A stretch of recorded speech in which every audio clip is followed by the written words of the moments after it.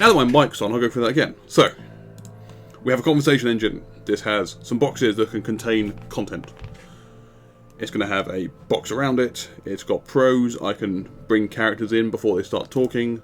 I can do loads and loads of different stuff. Dictate which side people come in on. Have them talk to each other. Bring in new characters to replace the old ones. All that kind of stuff. All good. Next step. What we need is we need some content in these things. So, to begin with, let's nuke all of this stuff. Not that, I need that. Got a ding. Apparently I got a ding. Yeah, I need to read this. Shump. Shump. There it is. Because I'm busy. So, I need to stick some content in these. To begin with, I will just put the content in them manually and then see what happens. After that, I will then look at importing that content. So to begin with, let's go for each of these. I'm going to create a prefab. So we go just an image, animator on. Gonna need some animations.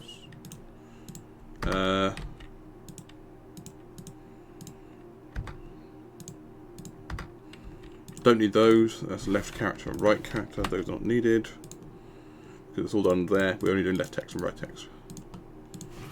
So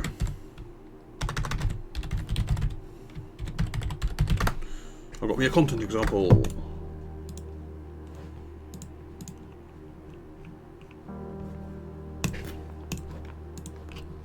One moment.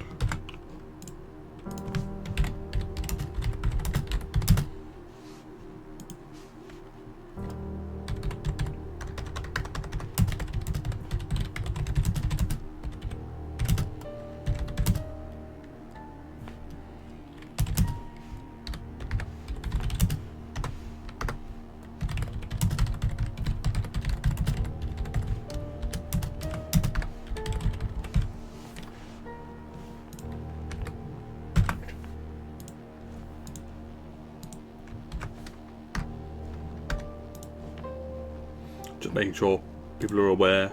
No one wants to watch me.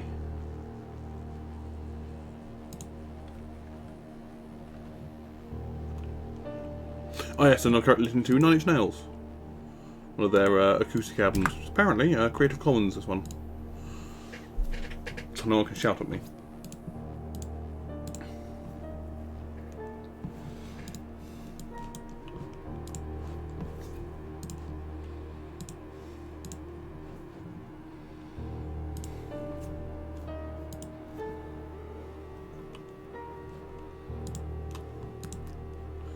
Yeah. I don't really care if anyone's actually watching. This is mostly a way to keep me focused on the stuff I'm doing. But anyone who does come along is more than welcome. We'll watch it later. So, I'm creating an image. In fact, yeah, let's just do it as an image. Have we got any generic sprites?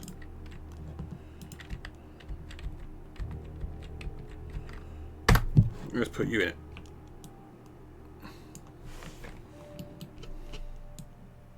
You are at 0, 0, and you are relevant to the external. We need an animator.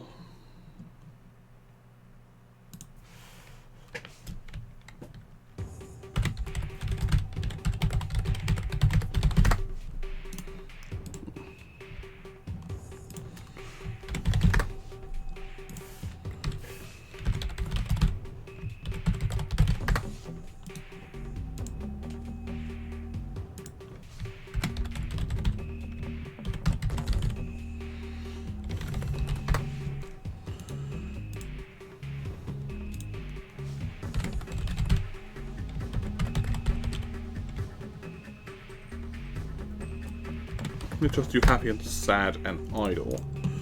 I also want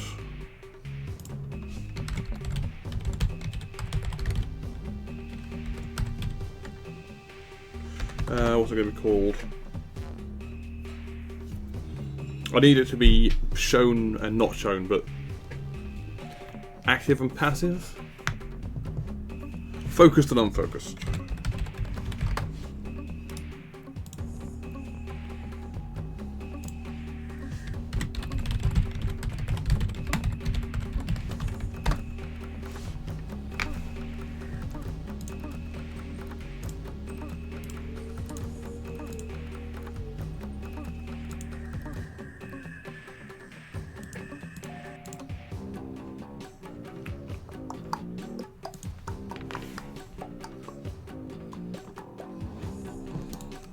So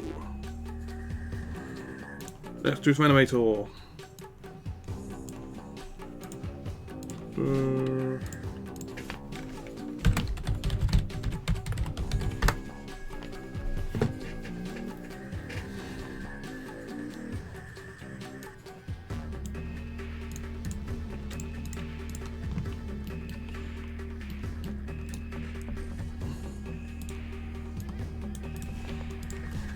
In fact, no, while we're doing this, I've actually got all the animations here.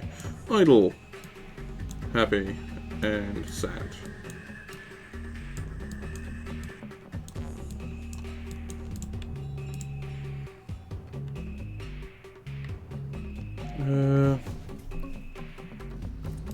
Trigger. Idle. Trigger. Happy. Trigger. Sad. I also want a ball for focused. And what I'm going to do is be fancy. And go you. The emotion layer. And a new one, which is the focus layer. This one is going to have unfocused and focused.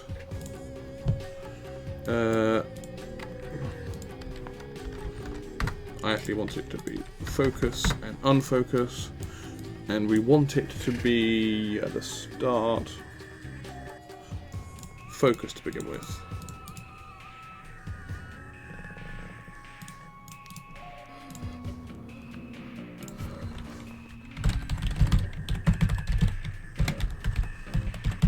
We're going to assume when they come in, they are focused.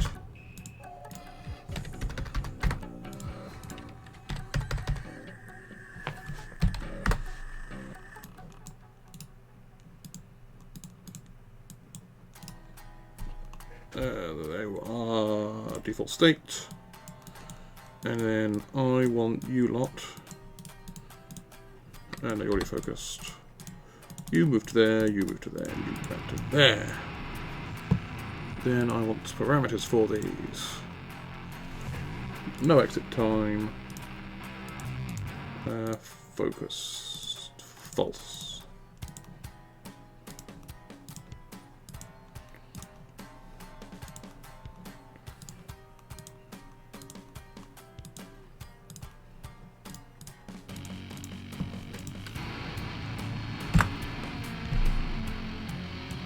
And then on the top layer, so that will mess with the focus.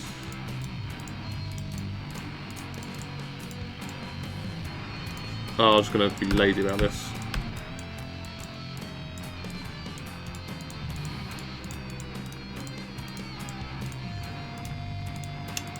This has the possibility of being super flexible and allowing you to do various states and stuff, but all I need right now is that when I idle, I go there.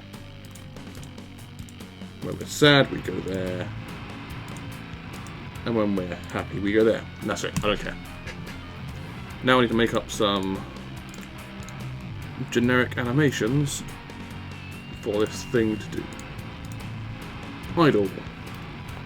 And bring it bounce from side to side.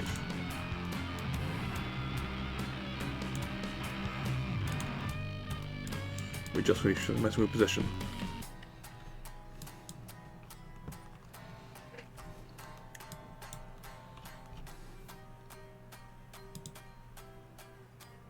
Let's say after a second and a half, we end up back in the same position.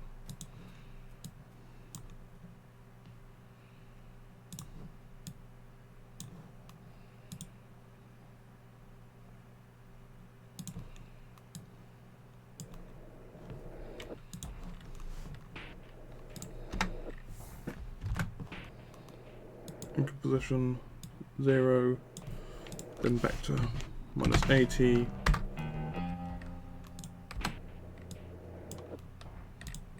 Then forward to 80, and then back to 0. Boing. Not quite. Because I also want another position in the middle.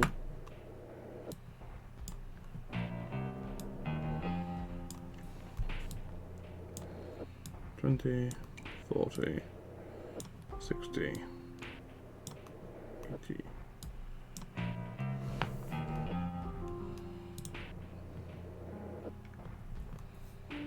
I'll miss the curve in a second, and then here I want the position to be 80, and here I want the position to be 80, which means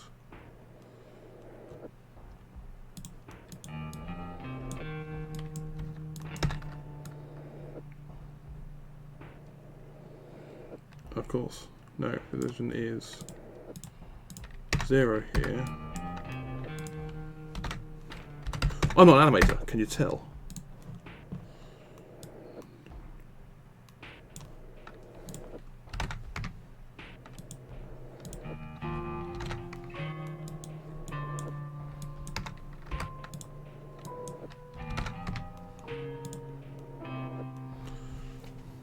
Right, so let's take this and massively reduce the actual numbers we're aiming for. So, 40 minus 20 minus 40, 40.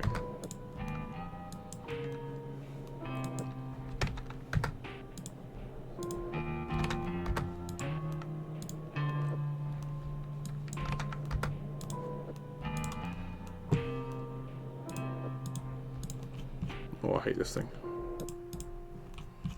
It would be so nice just to have this.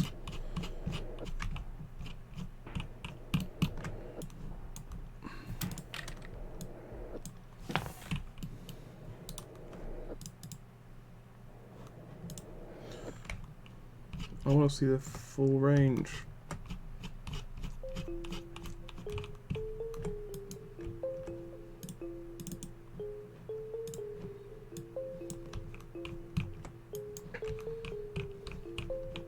Come on, help me. Is there a better way of doing this?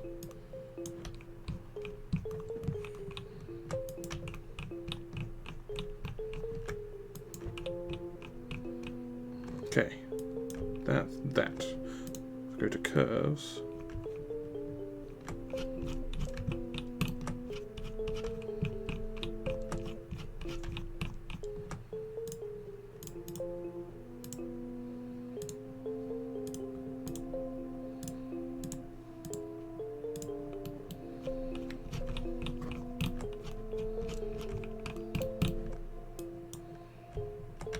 See, that's all I wanted at the start.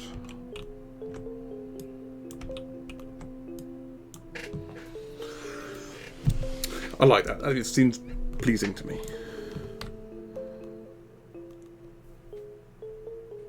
Anyway, there. Bounce.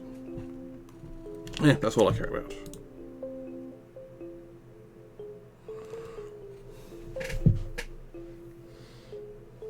That's my idol. Done.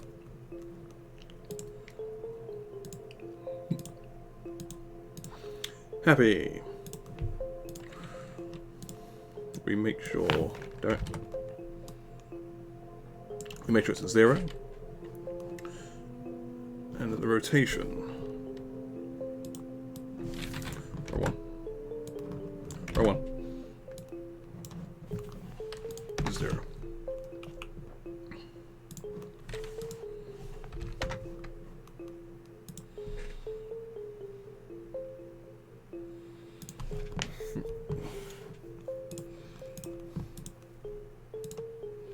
And I'll also make it from the start green.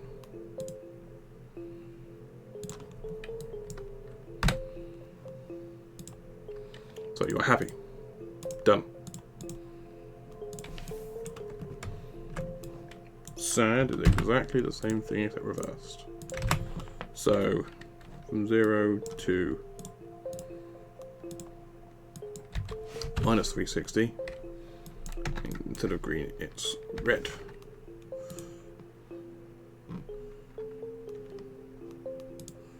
At both ends.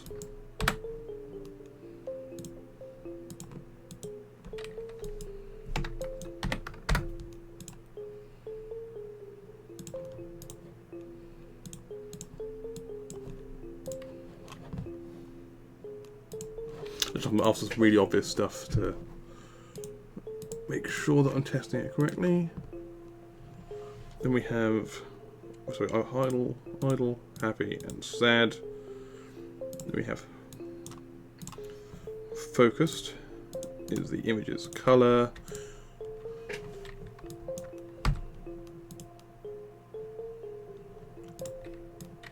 Which goes from 0.5 to 1. Unfocus is the inverse. It's also going to be an interesting learning one for me. 1 to 0.5. Those need to be focused is color is 1.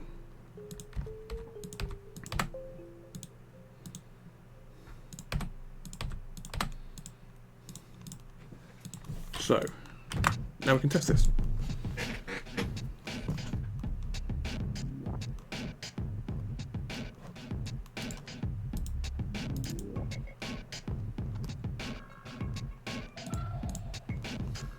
Oh yeah, that's why. So yes, I want to see the animator of this thing so that I can mess with the parameters.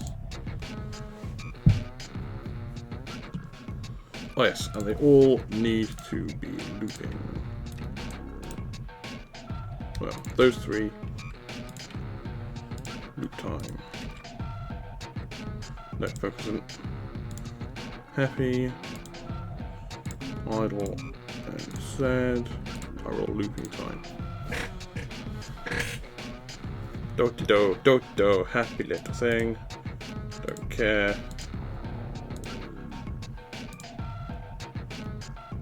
So we are idle, that's fine. Then we say we're happy.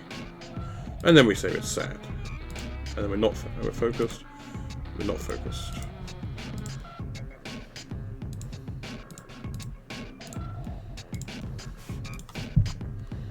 So we're focused, we're unfocused, focused, unfocused, and that's a layers problem, which is what I was worrying about. So, weight is 1. Done. Focused, unfocused, focused, unfocused. Color goes up, color goes down. And that is going to be shoved in here, under the folder prefabs. Effect. Let's try this out properly. So, oh, I forgot to put my thing on.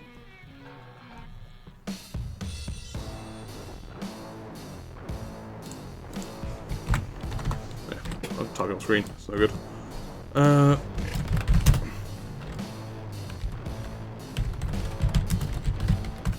Basic content interaction.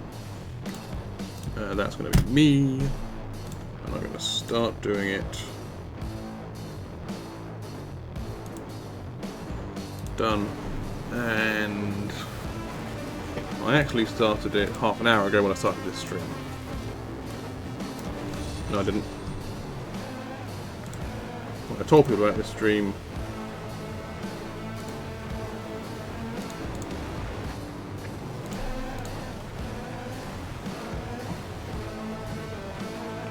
17 minutes ago. Say 5:45. Cool. So sorry, that was me setting my timer up correctly. That's how I work. I work this shit.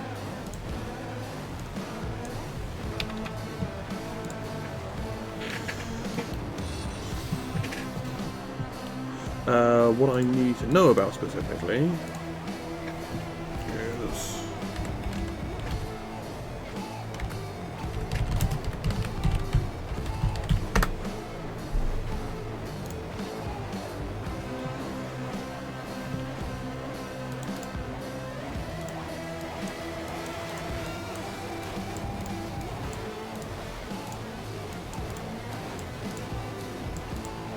so it looks like we can grab asset bundle. So what I'm going to do is do asset bundle for this.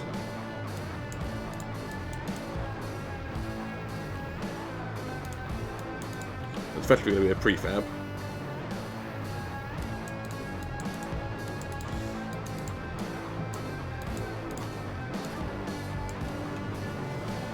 So I'm going to put them in streaming assets.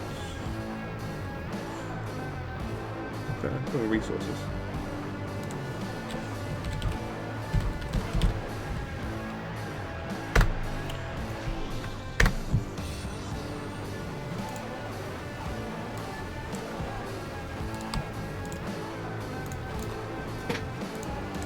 I'm going to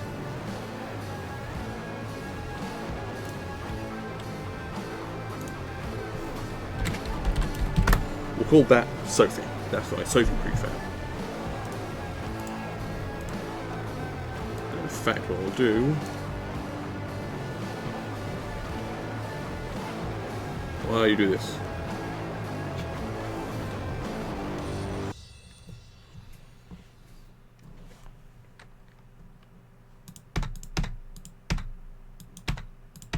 this is going to do some research.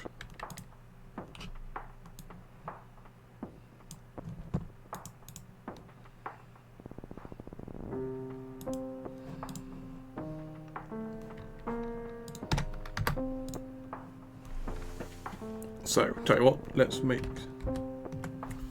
set this up correctly and save it.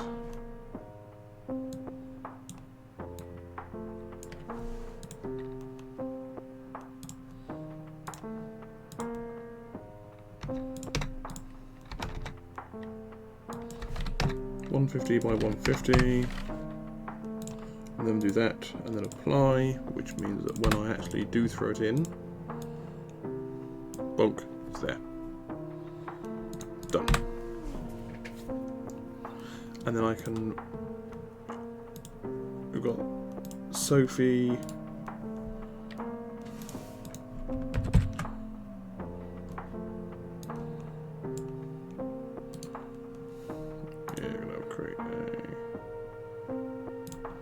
underneath. In fact, if I stick her under here, I can see her.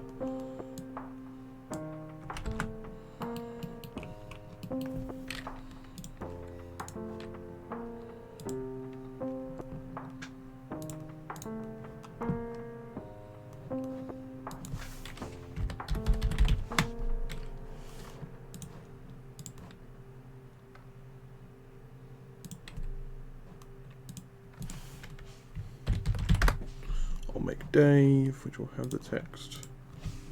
This is going to be incredibly unreadable when I actually put it in the thing. However, because it's rotating, but it'll do for now. And which.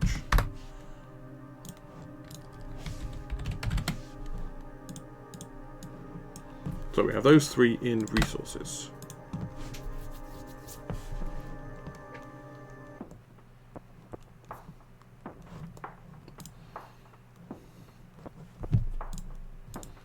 There we go, back to our lovely, lovely code.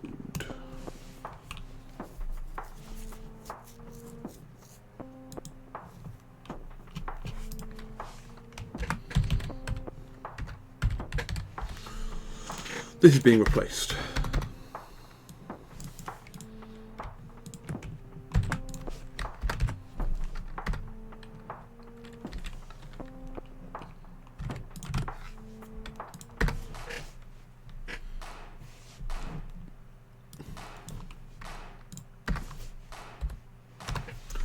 private.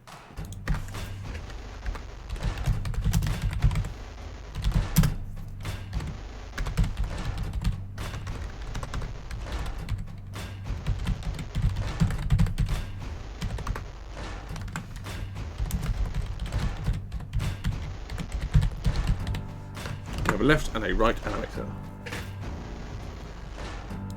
So in our situation, we have current left animator equals instantiate a game object. Don't even do a game object. Resources dot load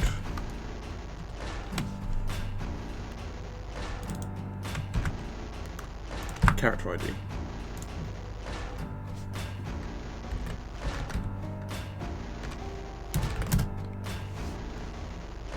Instantiate takes object as a game object. What's not liking this? So we do that bunch of stuff.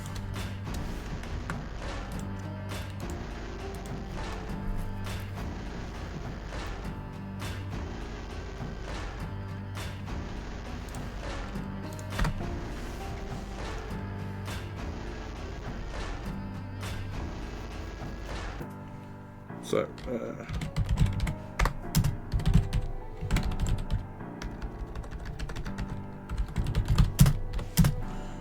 is that long.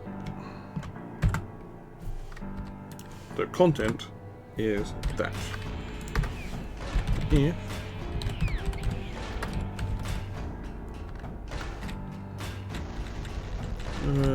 If I can't do resources.contains.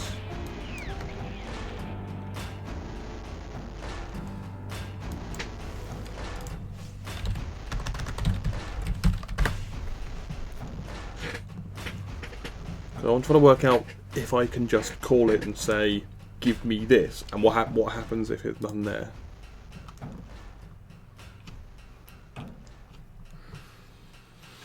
Resources.load.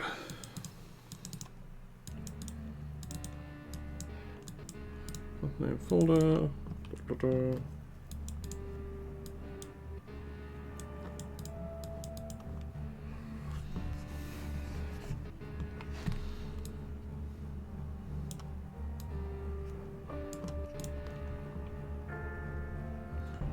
Well, one way to find out is I'll throw a thing at it and see what happens. But so we load that. In fact, let's see what happens.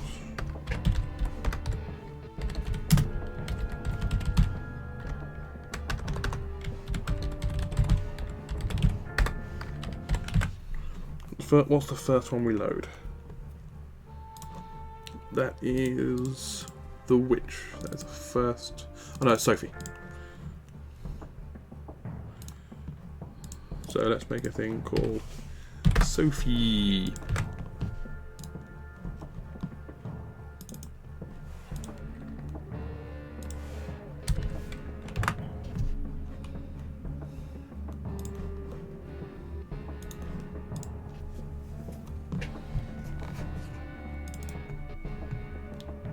Well, it's got to there.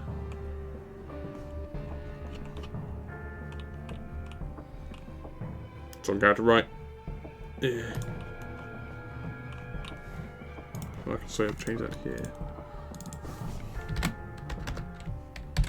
Sophie's on the left, Dave's on the left, which means we'll go on the right.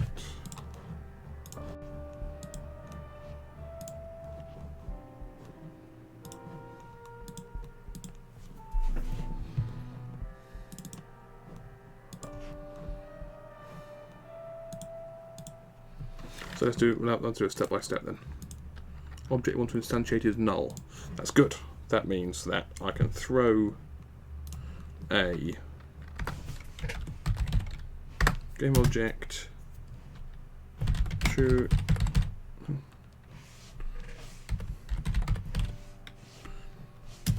instantiate is this lot. don't think I need to do it as a game object either, because what I can do is that.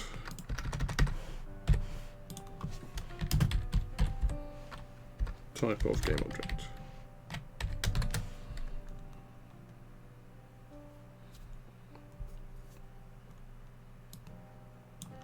Resources. Dot load type. Screw it. That's game object. If game object, if the thing we want to instantiate doesn't equal null, then we instantiate it.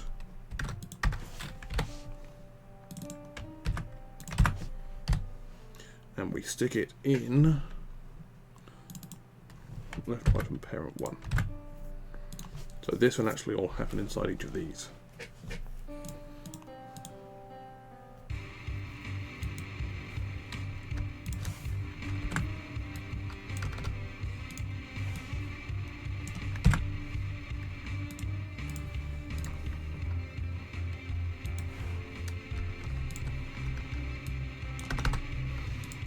Instantiate left item parent 1.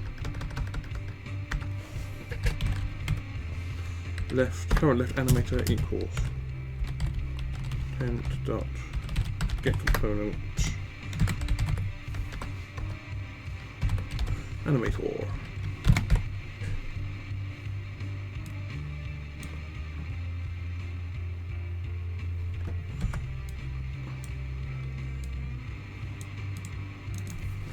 Okay, you know what I'll do?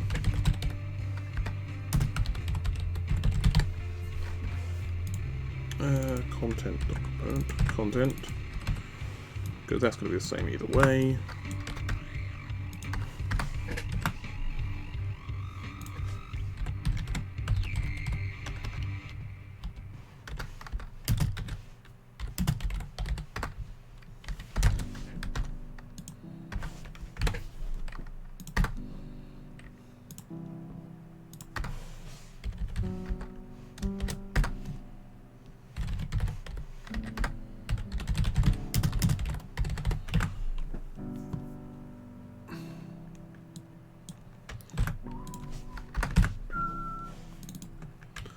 We do that one.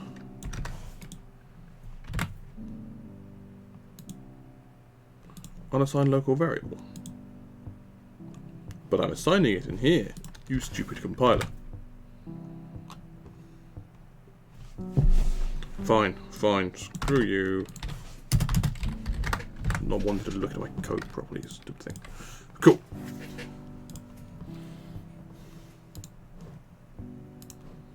And then let's rename that back to the proper thing.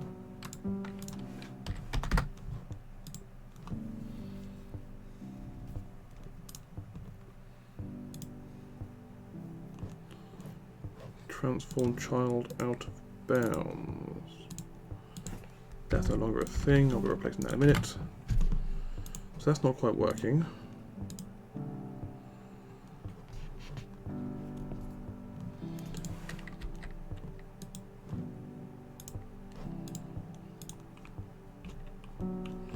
So let's go through this step by step and see where it's falling over.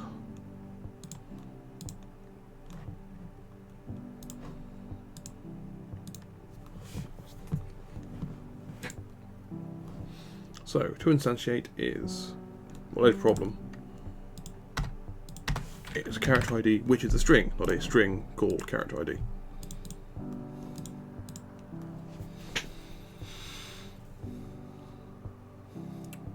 Better? Why are you so freakishly huge? Because whenever I import something, the scale goes to hell.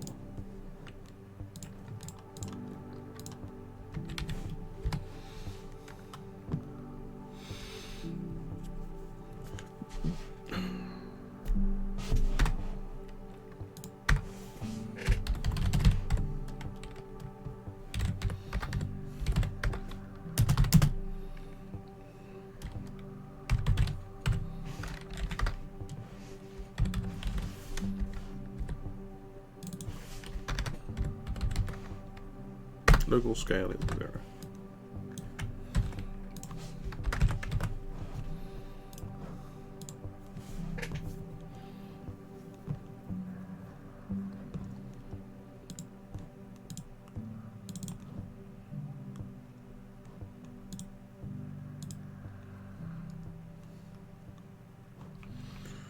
This I do not understand.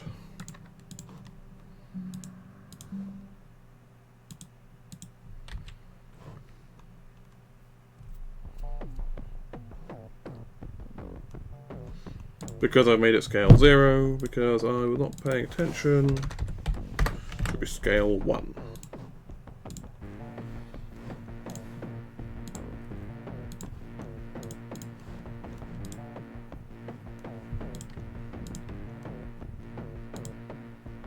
Why are you? Because I need to change one of them. Oh, I'm not paying attention at all today.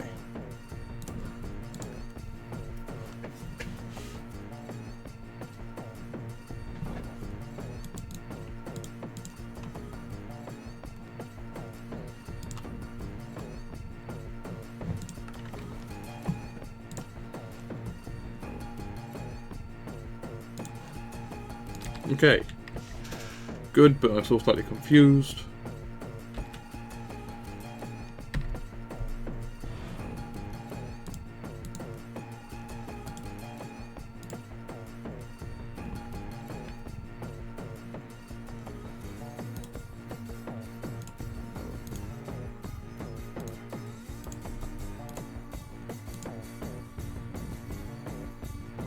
I need to then also delete the current one. Otherwise I get a bundle of Sophie bees. But what's really confusing me is why I can't see it.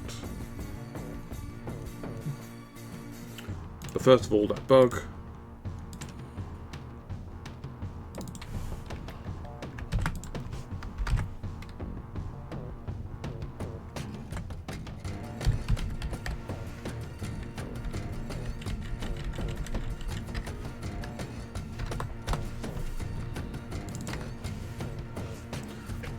It's an interesting question. Content dot. What is content? Transform dot children.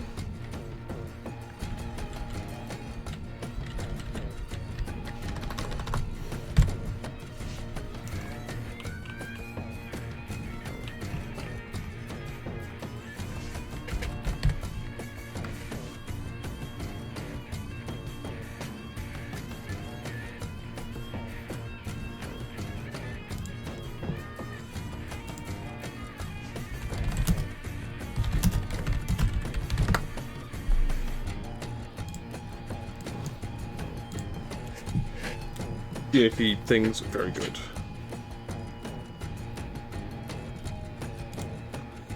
So we can for each.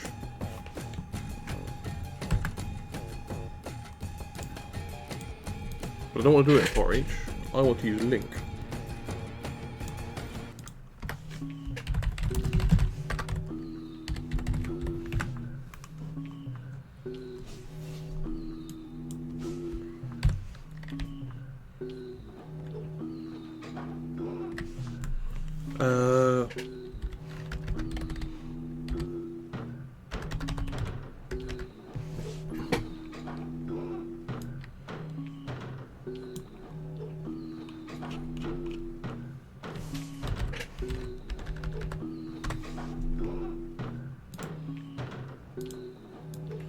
I'll just do a for each.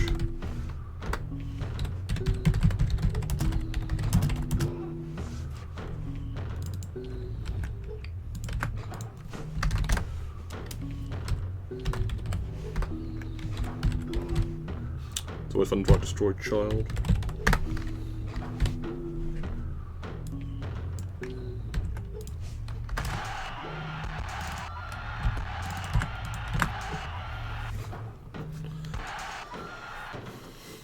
So that's cool. Let's do the same on the right.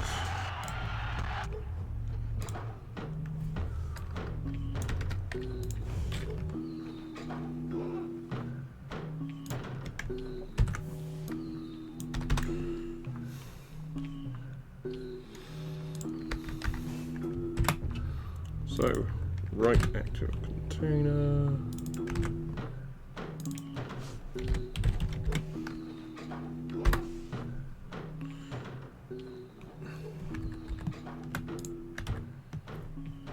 we're going to right. So right, right.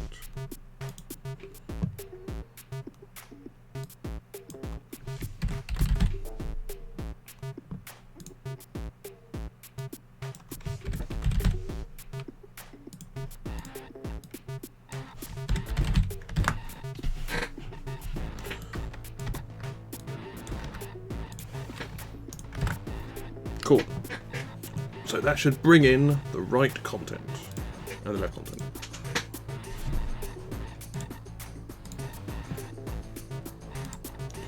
Sophie looks tired. She doesn't. She looks buzzed.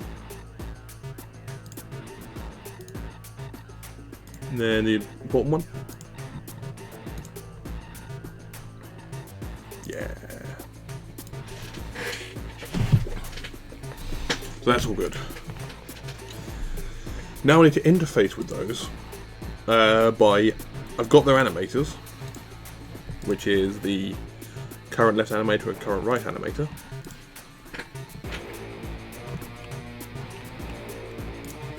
Update right character. Which is done here. We update name, we update right character. And then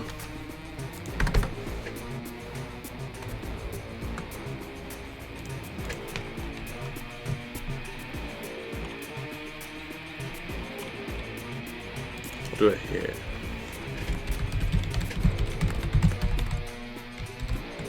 Update left animation, emotion. I'm going to change all of these.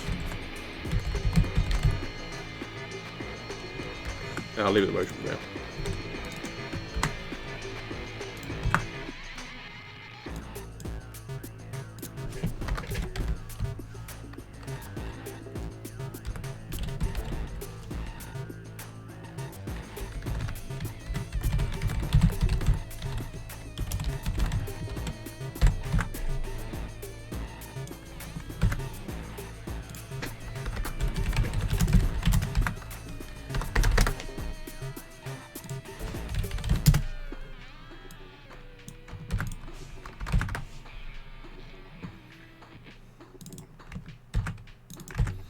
So, current left animator dot set trigger of the emotion.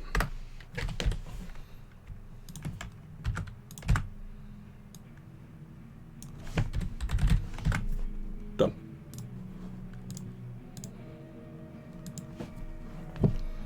So in here, let's say they're idling normally. So we're saying Sophie comes in looking sad. Ah, good. Auto-in confirmation.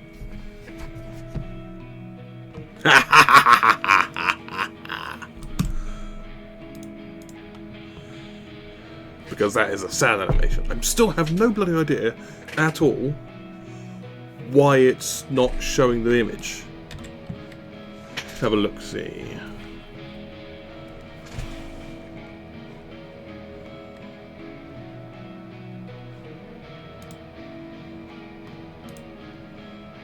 So, Sophie is focused. What's the animation on focused? The alpha is 1.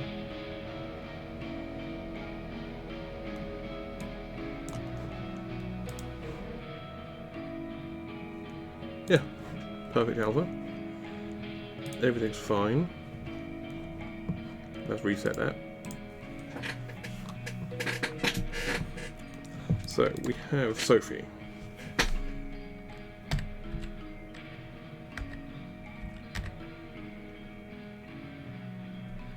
Layer UI. What the hell is that Z position?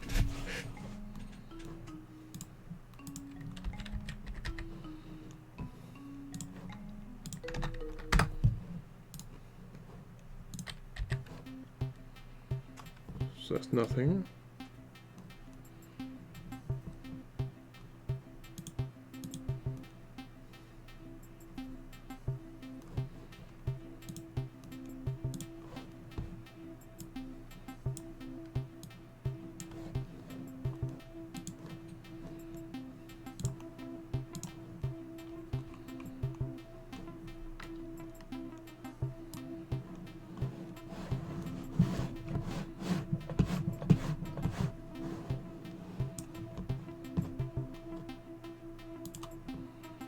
That's why. So she's inverted.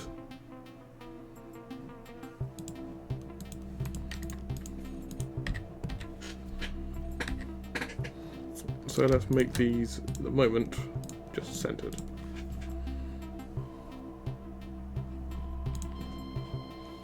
Still inverted.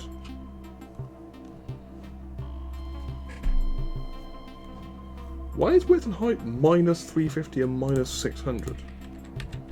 Because they are, for no apparent reason.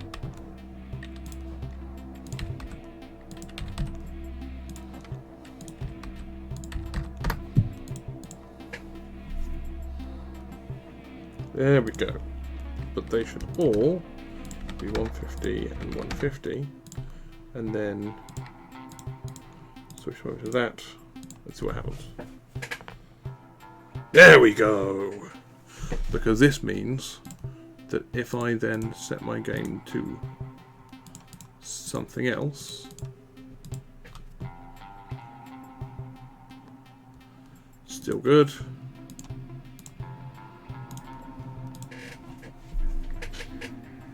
Still good. Beautiful. We can run any animation we want. Now, one more thing, and this is a doozy because this took ages to do last time, is we need to look into how to do active states. Who is currently speaking? Now, luckily, it's all currently fresh in my mind because I've been doing this kind of stuff for all of this. We have an active side.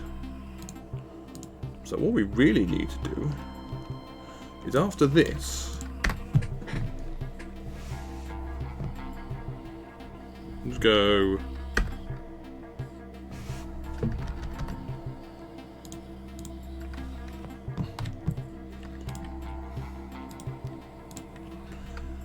we update right character.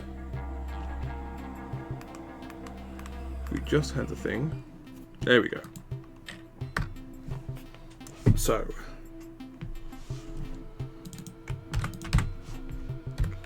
dot set ball set boat no.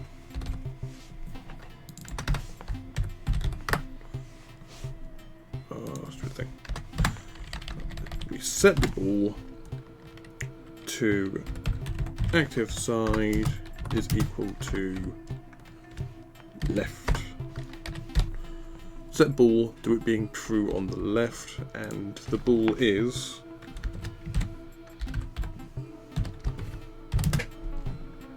90% sure it's focus. Focused.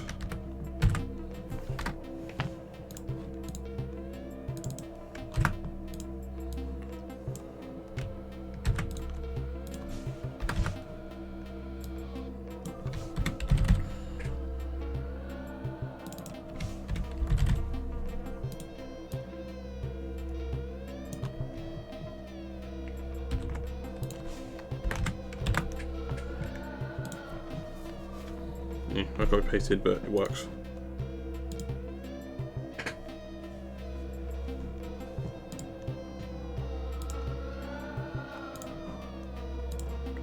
No reference? Who the devil do you think you are?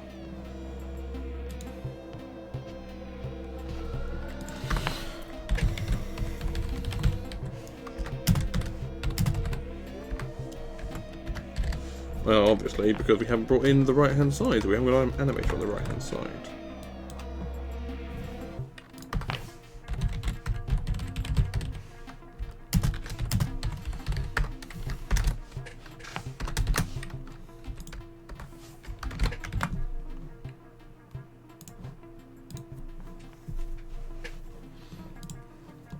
Sophie looks tired because she is spinning. No.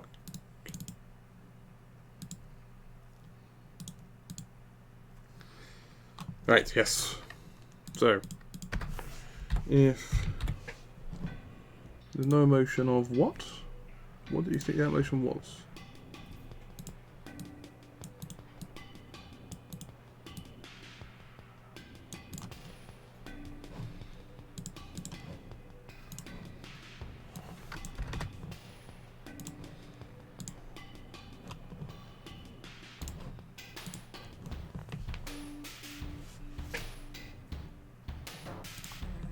So, boom. Emotion is an empty string.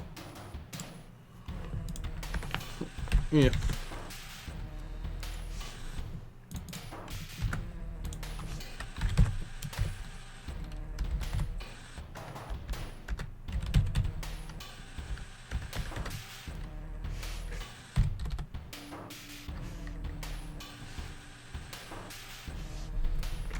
I want to know if I can find out if a thing exists in Animator.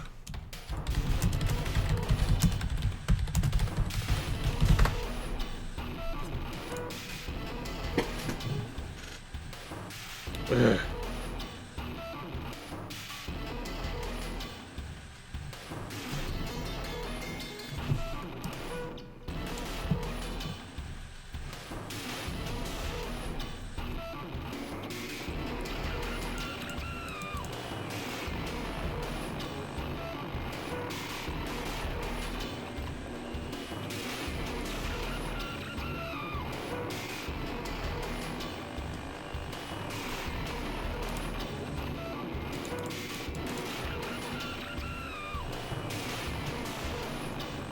Ugh. Oh, that's awful.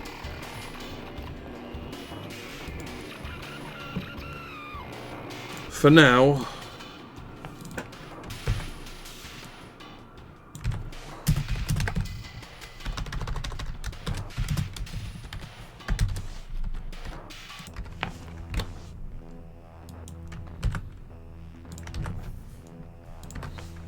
there we go.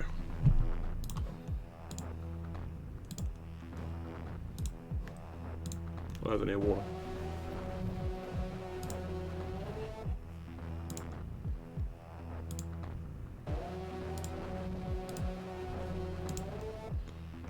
Is Dave happy?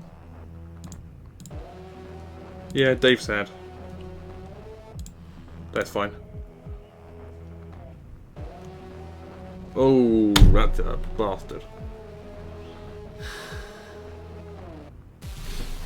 So, there's something going wrong here. Oh, I know what it is. We had Sophie. Sophie was sad. Sophie left the screen. Dave came on. Dave said some stuff. Dave left the screen. Sophie came back on. And Sophie was idle. Because I wasn't telling her, because in this script, Sophie is not sad. Previously, I had it set up so that it would keep hold of that data. And we can. And I think I just might. So, update left animation. Here, da da da.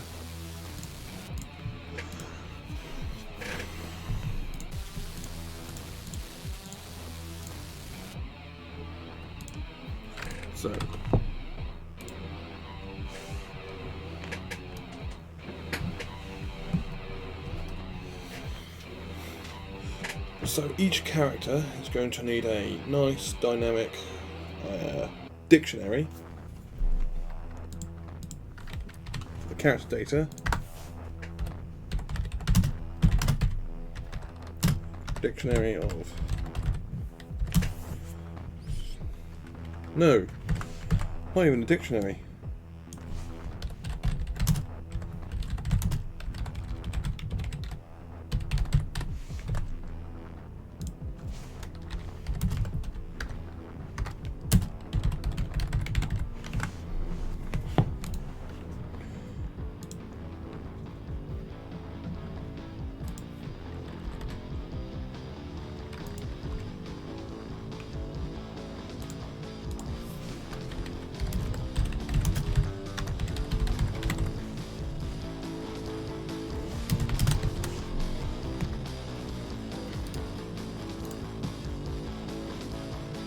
I need to put this in. There's no way I'm really going to be calling it without supplying a side. And the same for emotions.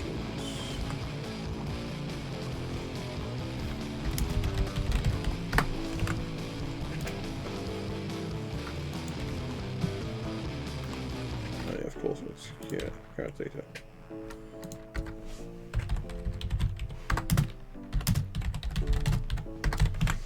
So we have motion in. We then want update character side. We also want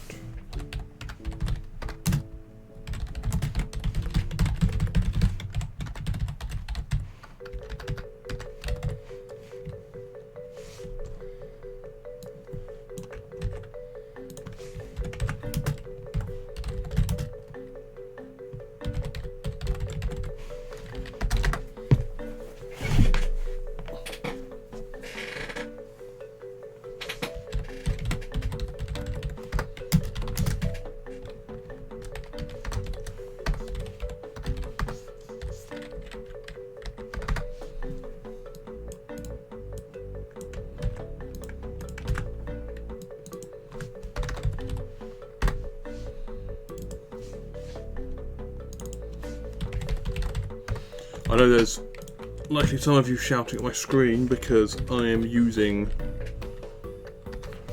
strings and doing string compares and string updates and all that kind of stuff. But at the moment,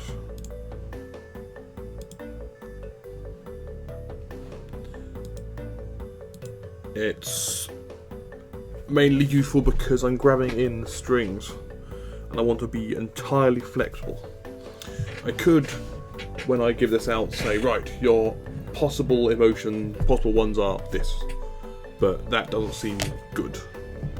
Whereas what I can do is you provide me an animator that has states representing its motions, and you provide me a thing that only refers to those emotions, and we're done. We're fine. So that's that. And then here, you get an emotion. Do we have an emotion?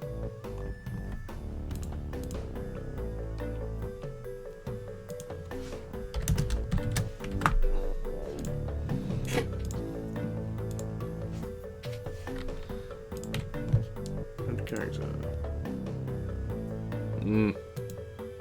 Yeah, that's fine. We pass emotion down to that.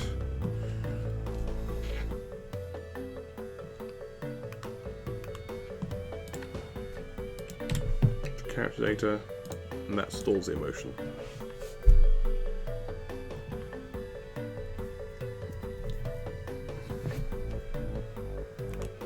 Tell you what.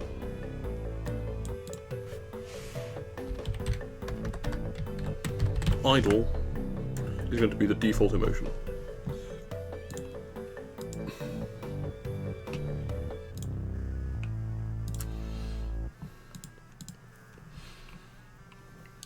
That's that.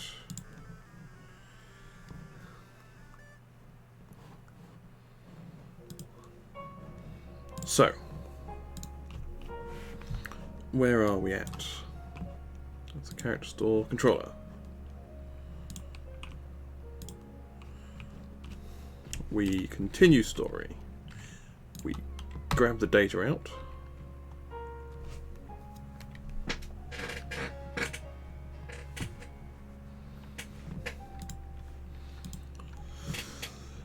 One of these is the emotion.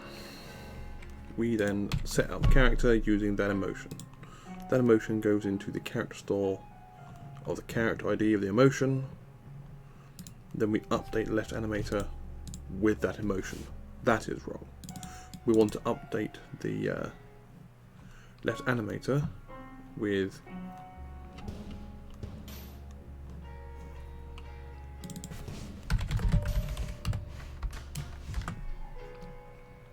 character store dot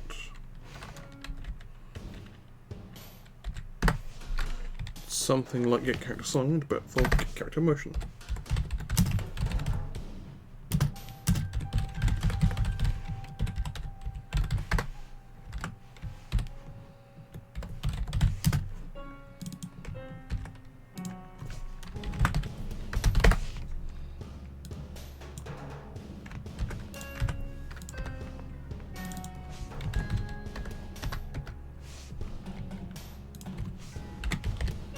Okay, this is the perfect time for me to replace this with something in constants.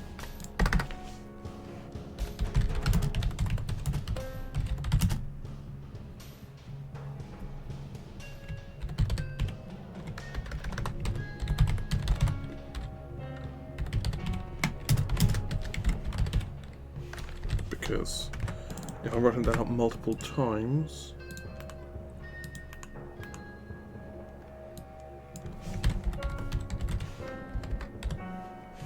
animation idle contains key character ID, current emotion.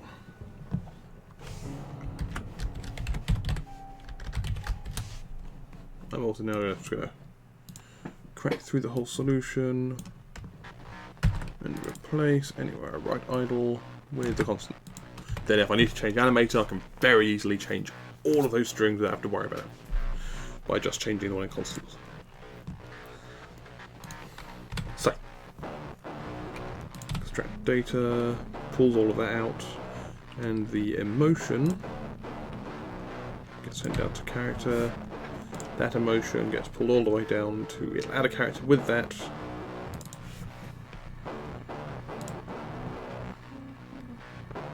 Update character side.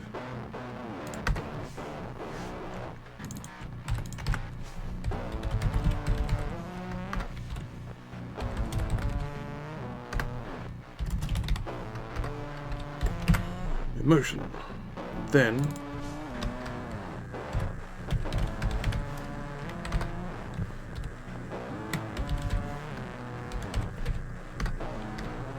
we do that.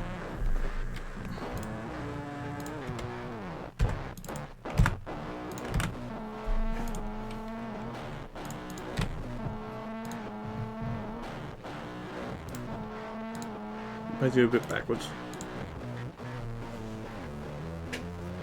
So, Sophie looks bouncy and tired. That's wrong. Sophie should be all spinny. Why do I just?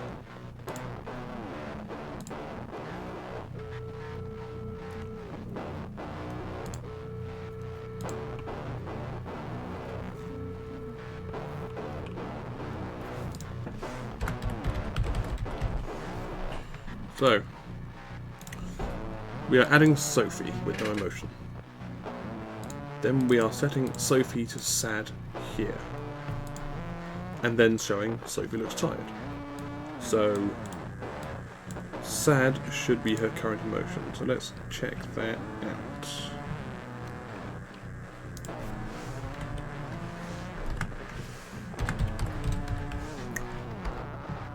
Extract data.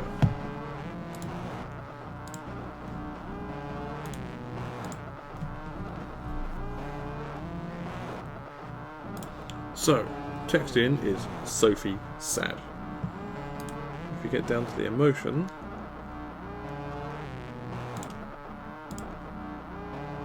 then emotion is remaining data.trim, which means it is emotion is sad. We have an emotion. It then gets down, passed all the way down to set character. Sad.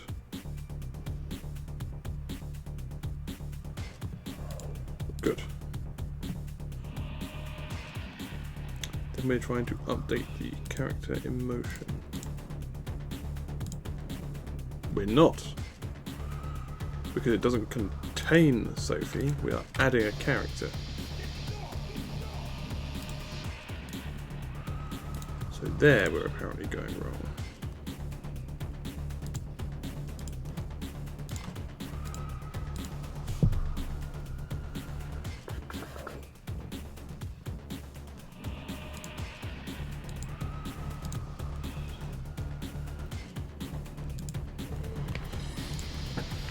Okay, we're adding Sophie. Sophie left idle. Where's my core stack? Core stack, I was just on it. That's fine. That's confusing, however. Finding Dave. Main data is Sophie sad. This pops all the way down to set character.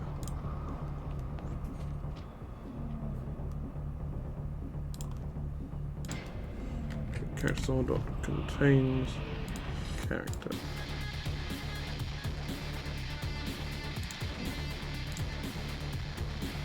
characters have Sophie and Dave. Character ID in is conversation controller.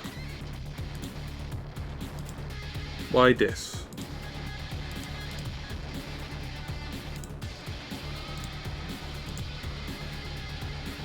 That's where it's going wrong. No bloody clue why.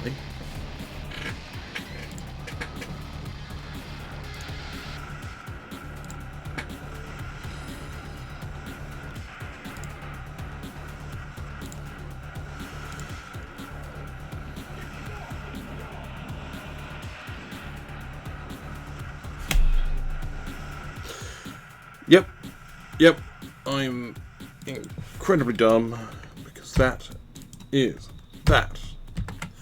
name is the name of the game object, not the name of the thing I was looking for. Probably using a lot of variables like name. Sophie looks tired. Hi, Sophie. Hey. And Dave is also tired. Is Dave tired? Yeah, Dave is sad. And then Sophie comes back in. Little tired as all. There it is.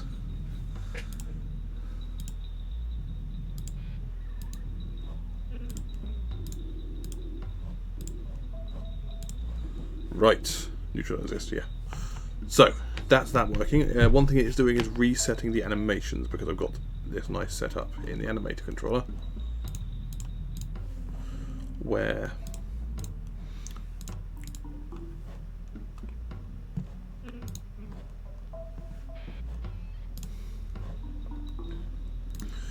I can restart, the thing restarts because I'm linking from itself to itself.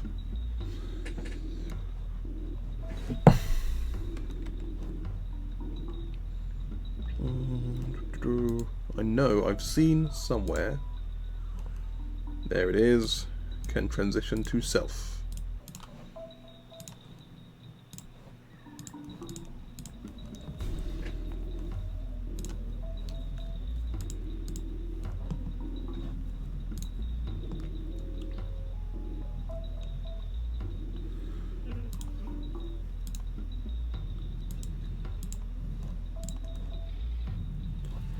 Right, that was a problem. Because the trigger is being stored. Can't use strings. So what's happening is a trigger with a boolean that will appear, and when it's used up will then disappear. And what I really don't want to have to do, for now, the easiest way to do this is to allow it to transition to itself and live with a bit of judderiness.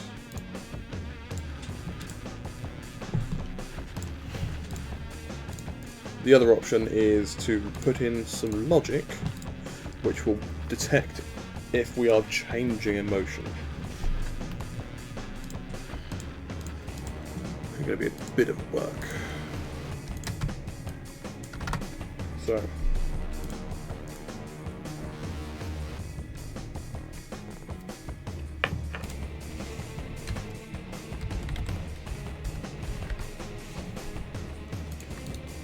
current left animator,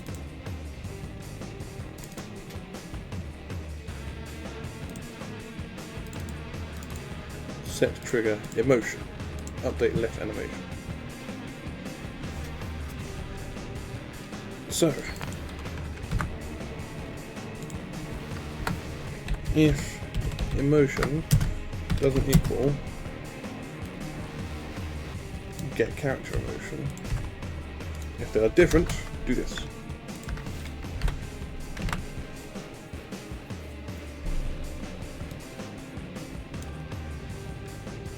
And no, we can't do it there because we already updated it.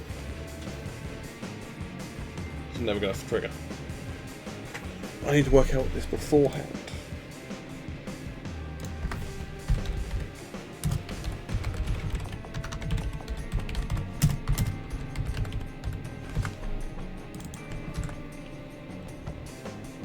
So I will do this.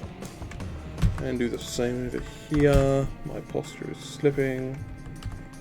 I'll move back into frame in a moment. So, if we are going to update a motion,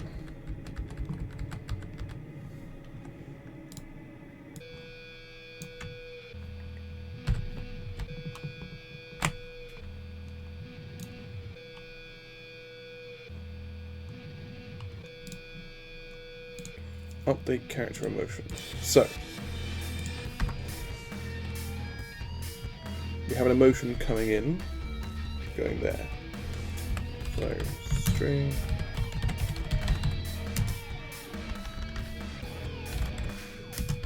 equals that. Then we do that, and if old emotion is not, no, we can just go update emotion equals old emotion is different to current emotion. So different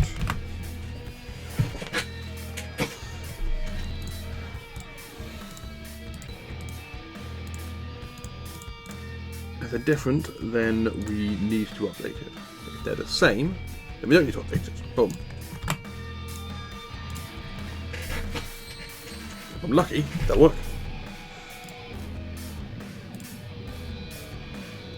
I see no emotion stuff going on.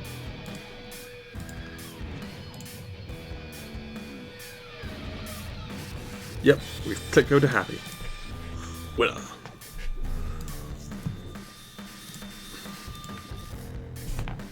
I think that's about it for that. Yeah, for basic content interaction, I think that's done, because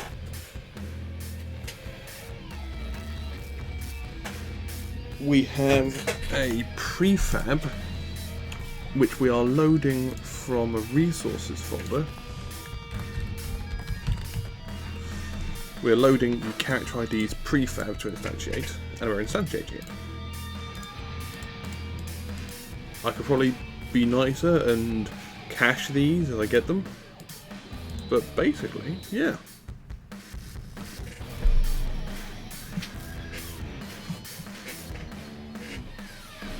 That is working. So that's the basics. And I'm gonna save that. Oh, I like that.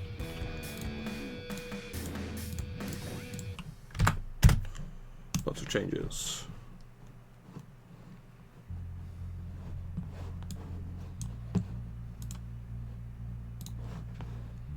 Yeah, those two. Hey, why? Don't know why it does that. I think it's something to do with the graphics card.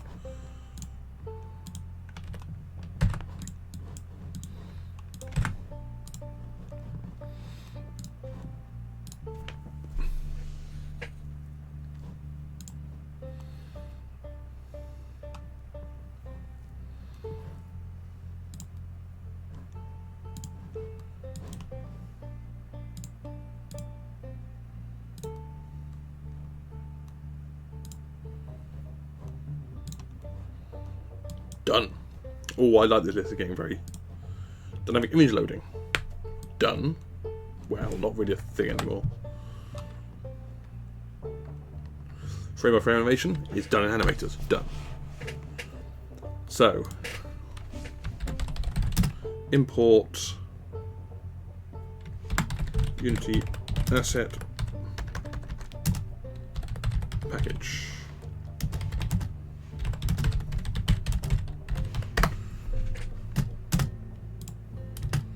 Use correct bits, and we also then need to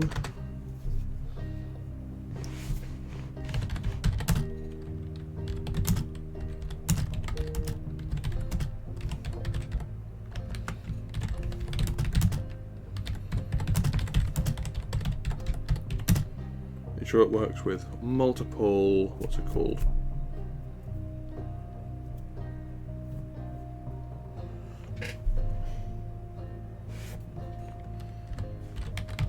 Yeah.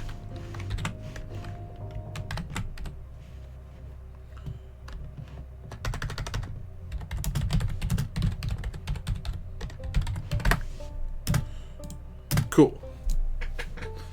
So what have we got left? UI design class. Probably be an offline one where I just go, can I make it look prettier?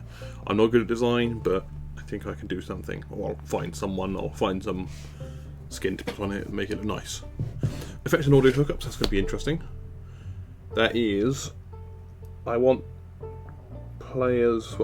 people making content to be able to summon effects, where they can have a particle system do something, or they can have a blood splat appear, or they can have a sound effect happen. And that is going to be using something in the engine, well, possibly using something in the engine.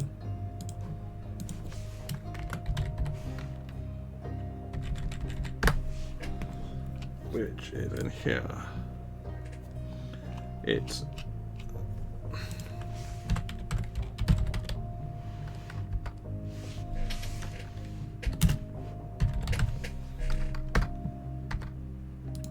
here he is, running your ink.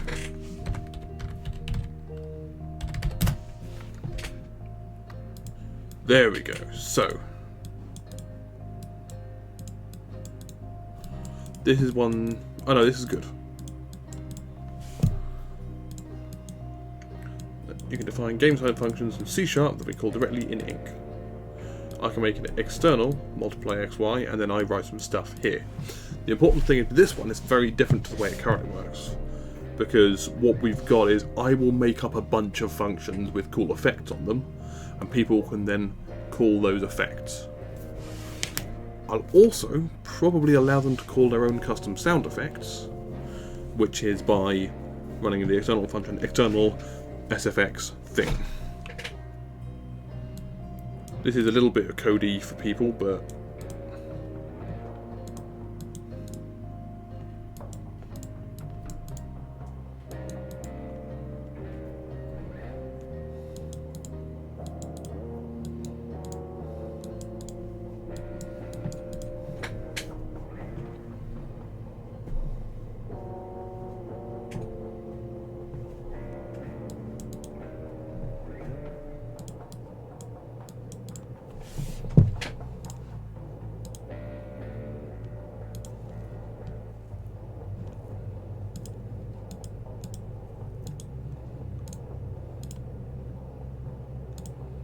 so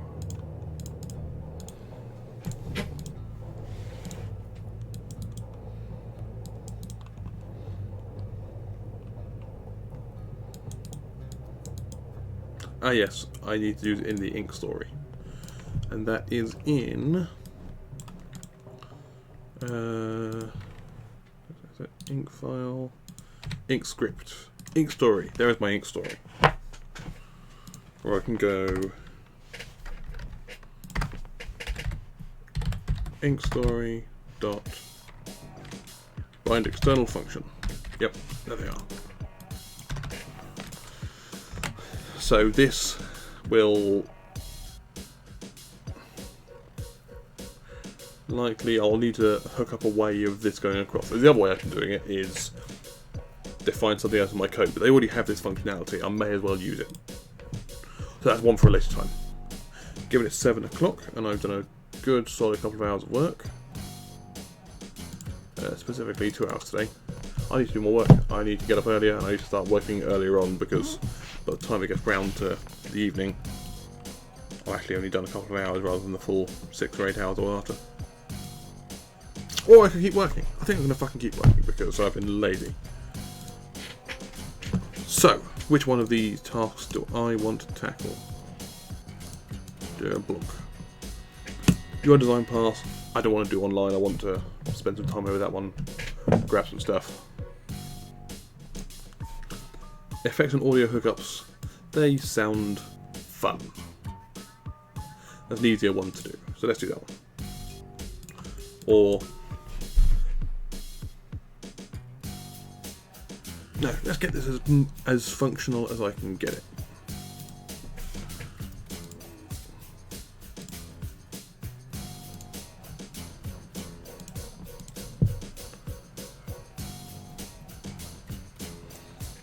Because if I can get this running, I can then start working on stuff like adding effects and testing it and that kind of thing.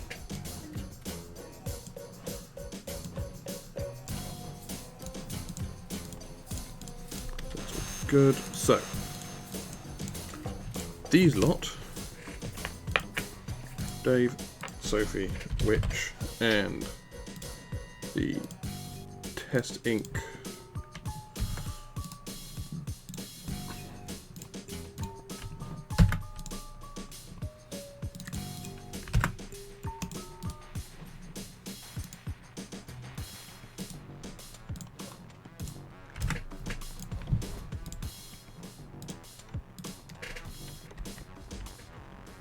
We just need the JSON. Oh no. It wants it both, so.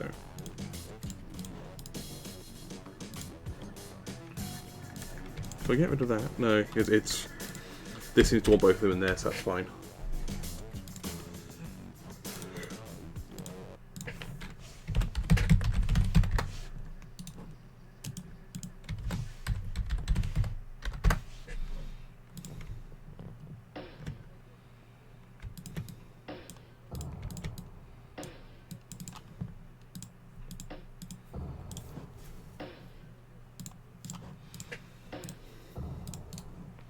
Then we're going to create a folder which is test package, which will contain the characters and the script. And that's not going to be in resources. I'm going to stick that in assets because I want to then see about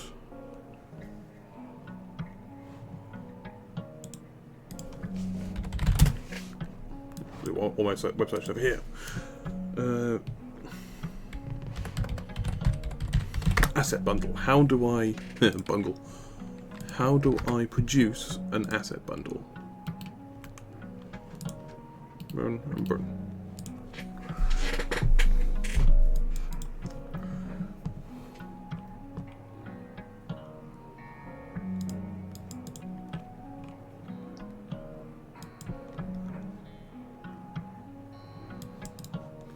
Okay, that's what it is. How do I make one?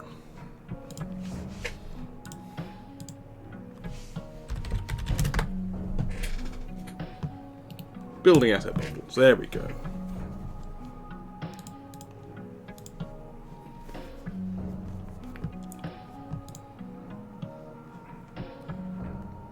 Really? That easy?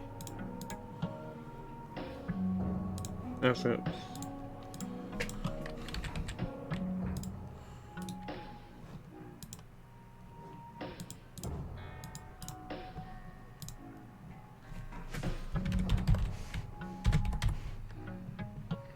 Test bundle.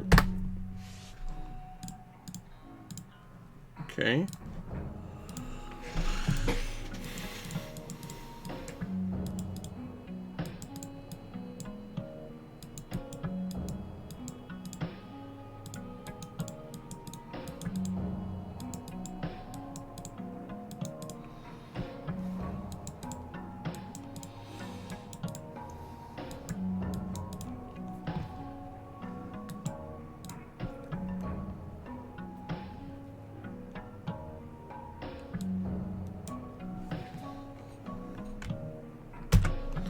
Bit of an ass backwards way of doing it.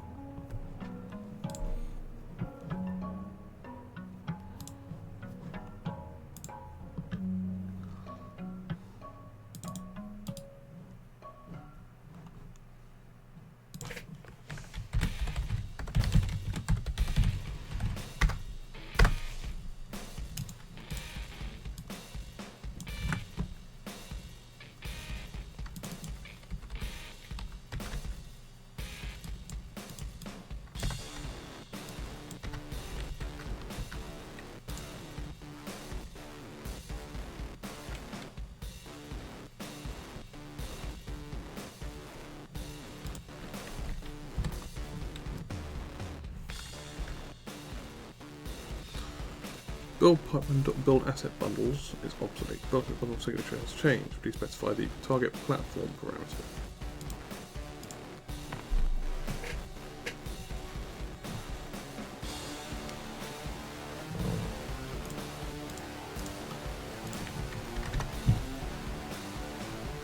running Unity.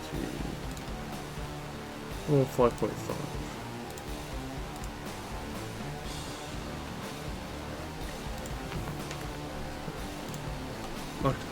Asset bundles. Building asset bundles.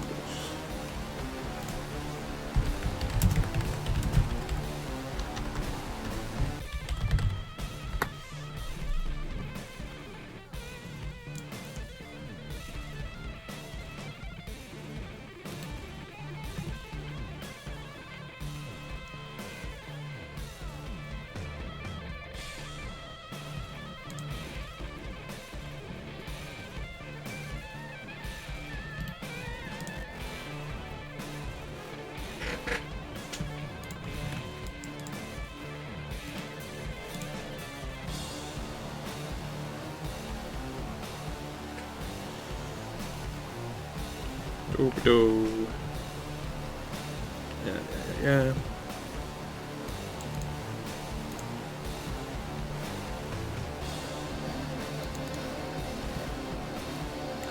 Asset bundle manager.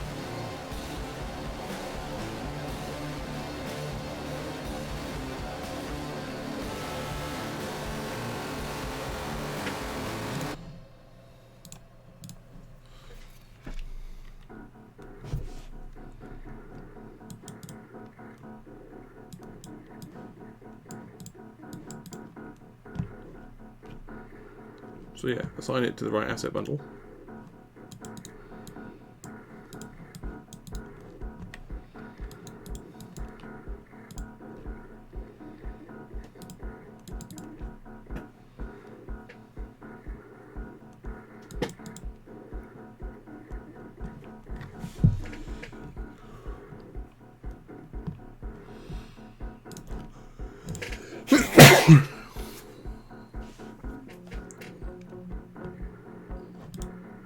I'm on 5.5. When is this for? Assets, asset bundles.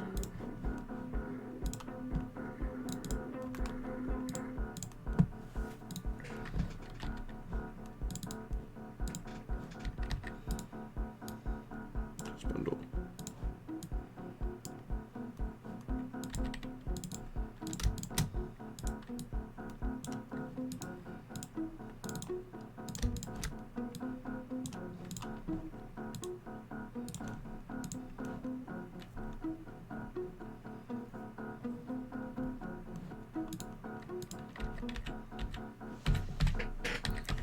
Test packages, test bundle.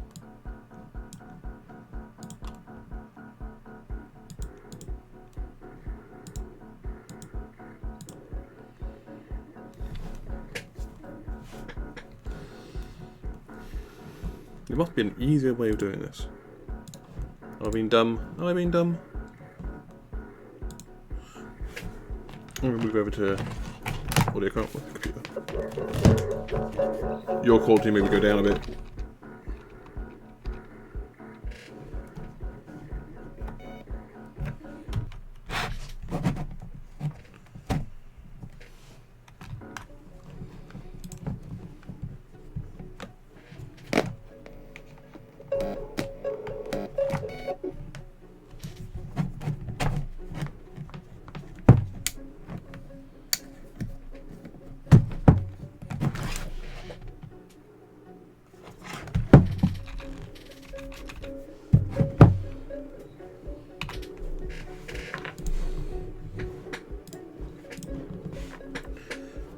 So, this is very confusing because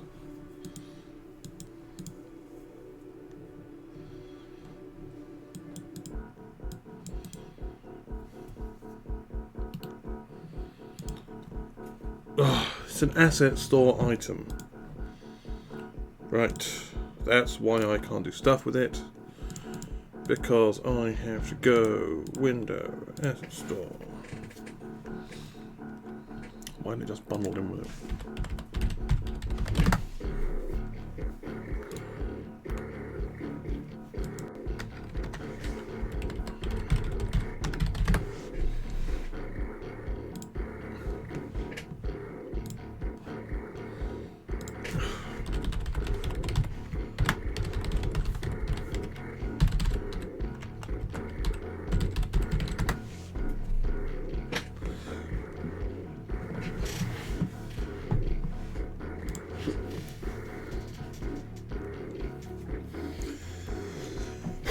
Right.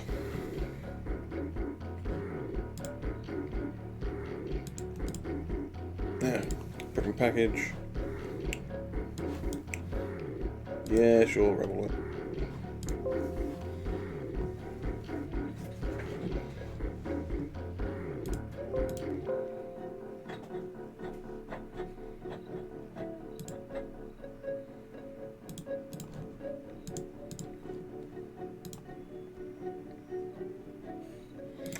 Build asset bundles.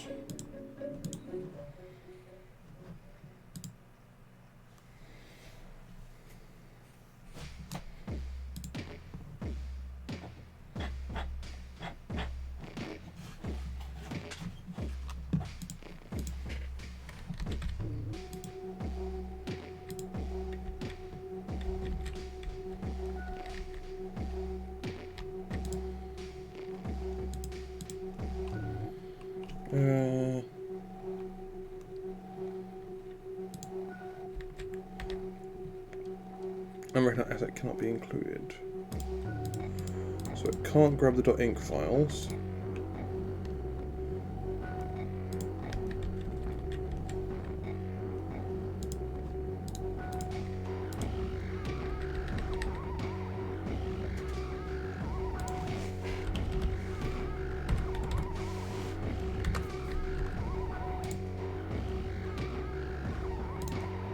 Asset test being switched, I think.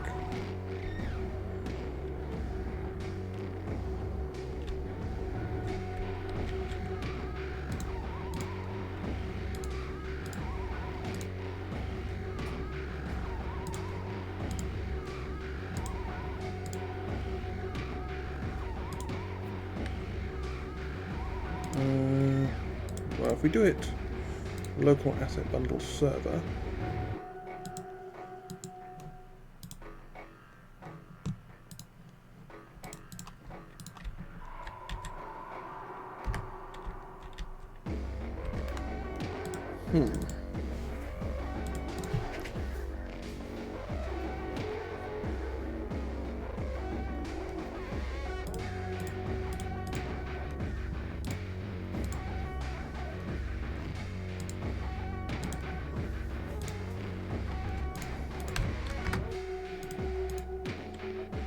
inc library.asset.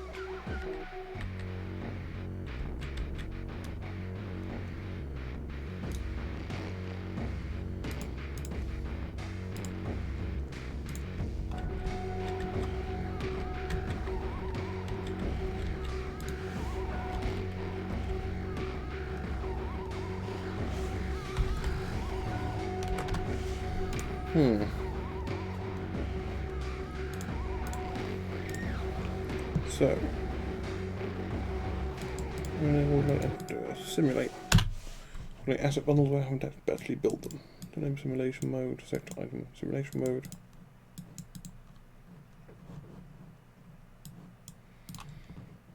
Right, that's why. Because I don't want simulation mode.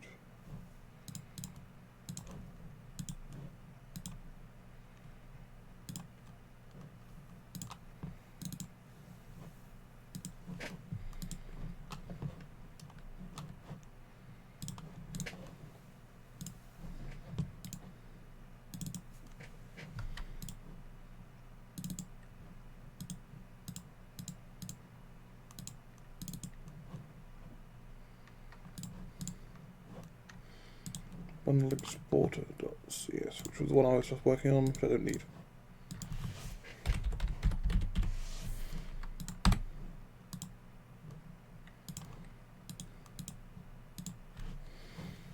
Okay, let's try it again. Asset bundles, build asset bundles. Can't find process with ID.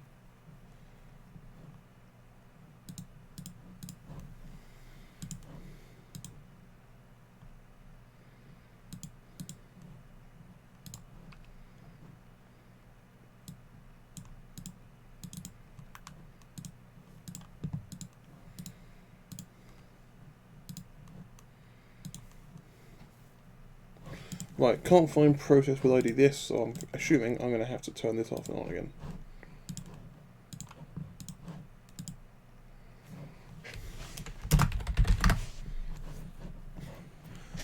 because that strikes me as a something's gone wrong rather than I haven't set it up correctly.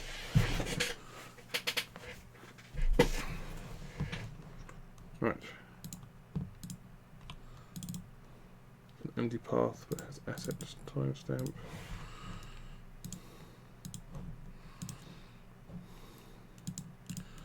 Assets, asset bundles, build asset bundles.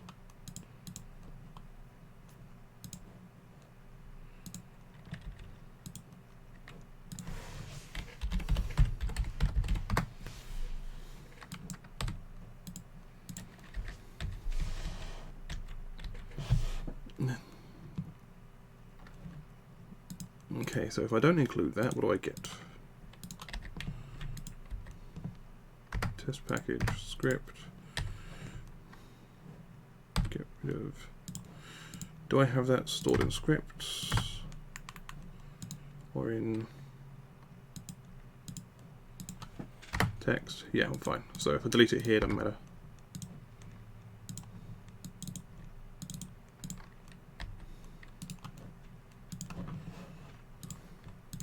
Get rid of those. Boom. Assets, asset bundles, build asset bundles. No warnings.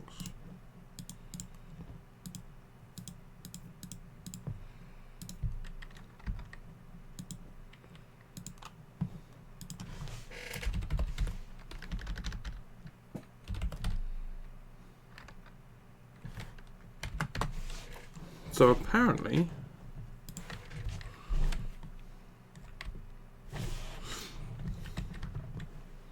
so test package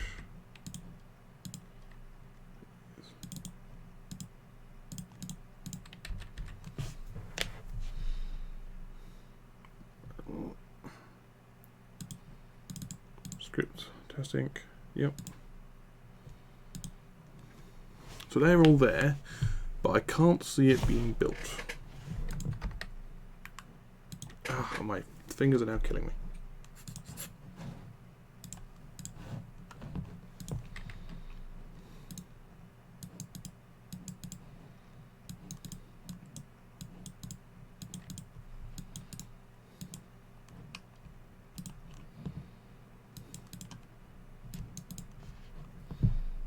Apparently it's under asset bundles. Assets. Nope, not there. So it's not been built.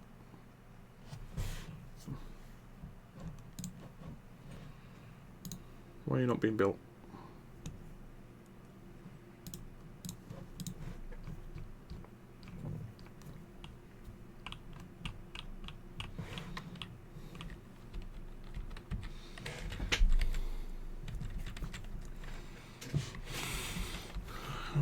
Streaming loading assets from local or remote location as a bundle that has to be stored remotely and accessed when needed, increasing flexibility of the project and reducing initial application size.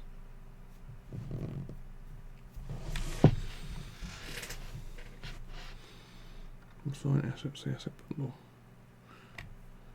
When to use asset bundle variants, how to build and test asset bundles and variants. All in the context of using the asset bundle manager. Define creating, testing, and deploying asset bundles.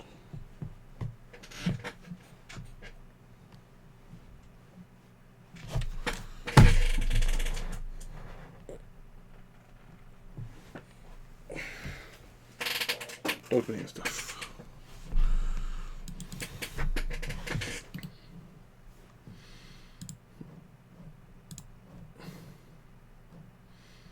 Good.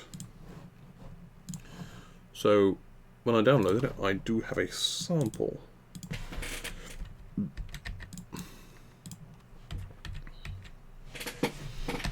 Scene bundle, material bundle, cube bundle.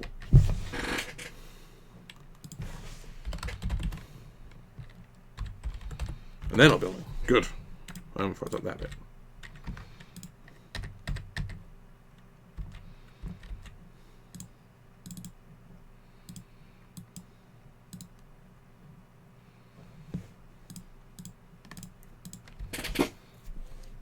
So, right, the way I want this to work, it's fairly easy.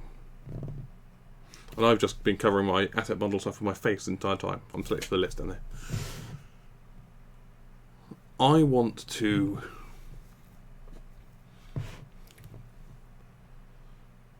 allow the program to grab an asset bundle, to grab a file.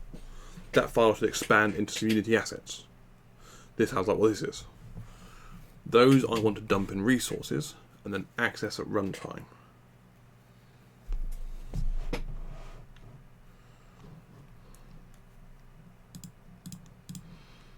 So let's see what the scenes asset loader.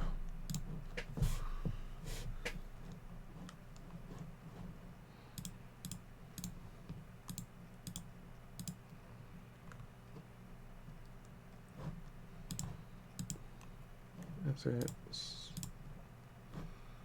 Simulation mode. Okay, so we've made a cube, but I don't know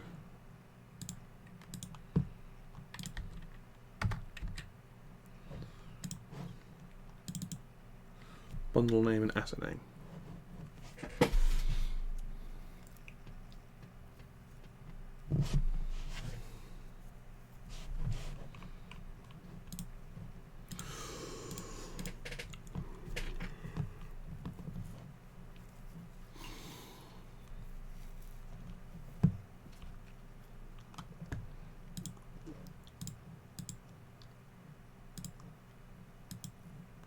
Asset bundle server.exe, right? That's not used. Let's use here.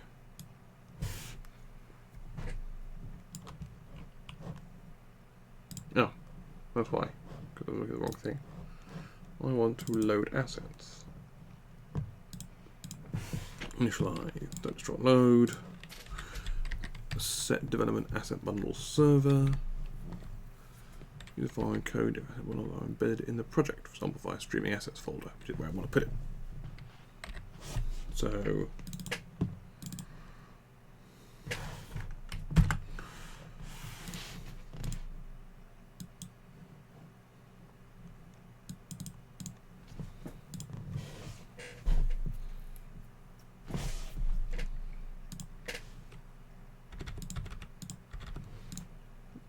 set source asset bundle URL,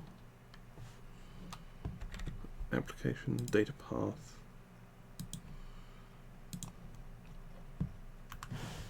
Right, this is going to take me a while to learn, so I will do this offline because this is some knowledge I'm going to need to know to be able to actually do the next bit, which can be boring for you to watch me read a web page. So I will do that. I think I might do that tomorrow, or while I'm trying to sleep, which I don't do a lot. So I can't do that right this second. So for the moment, what I'll do, I'll go url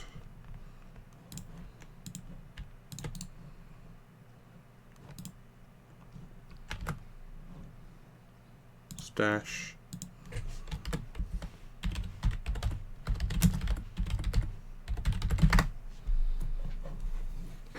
get it back to my working state.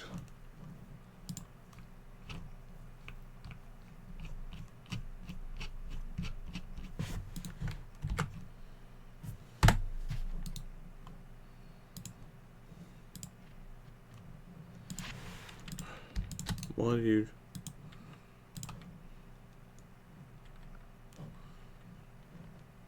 What does this actually save then?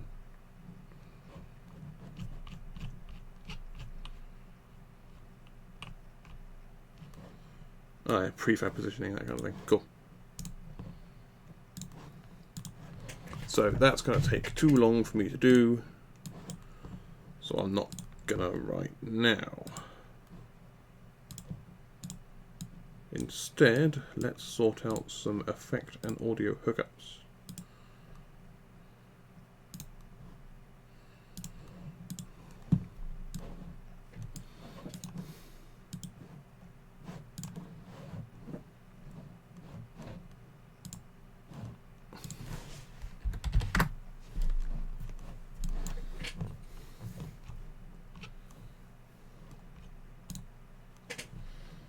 ink writing tutorial.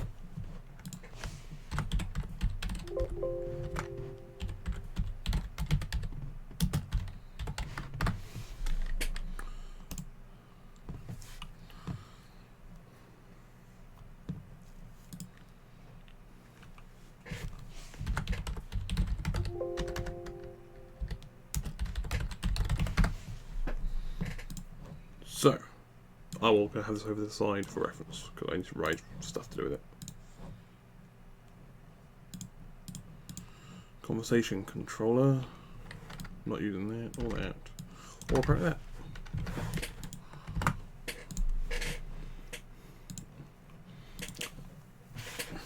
So, the ink script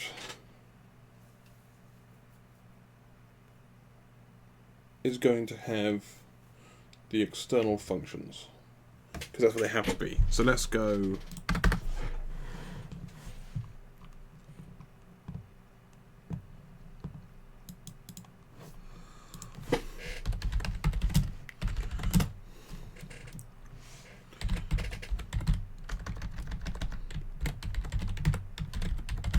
print a thing to print debug log thing to print. Nice little thing I can see happening. One moment.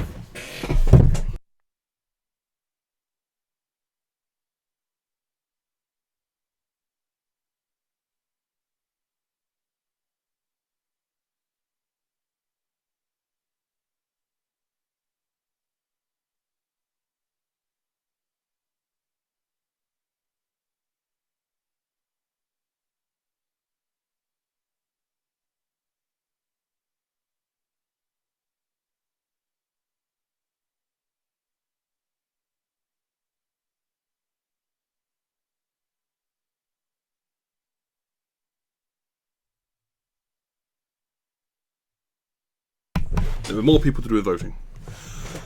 So we have print a thing. When we do setup, we go not ink script, ink story dot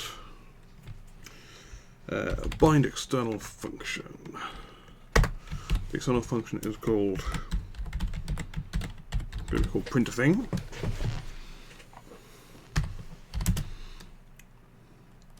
It takes in a string input and pumps it out into a function that does print a thing.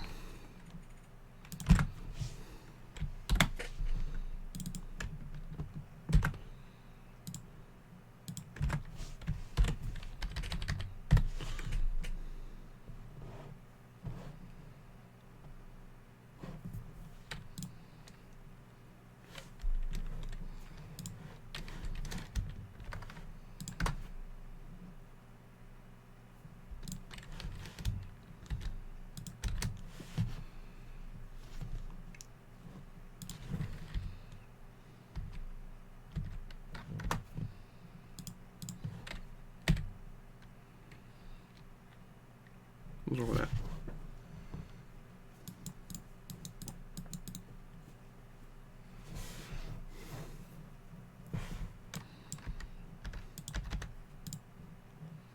There we go. We take the string in and we print it. So then let's go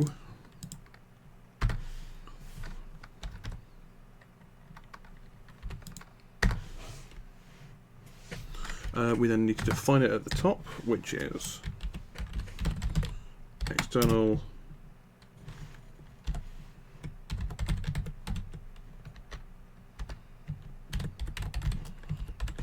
print a thing X. And then here we can go print a thing before, except I need to do it inside the curly brackets. print a thing before, Sophie looks tired, print a thing after.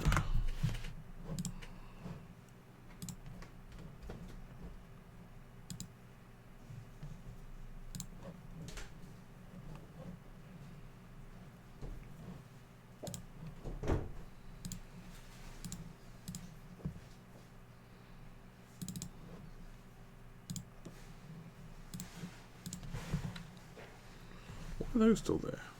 I rolled it back.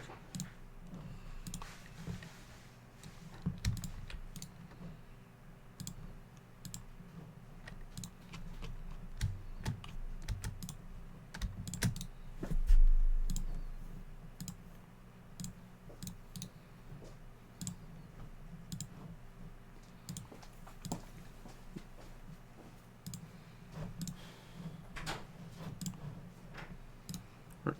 What's more feeling?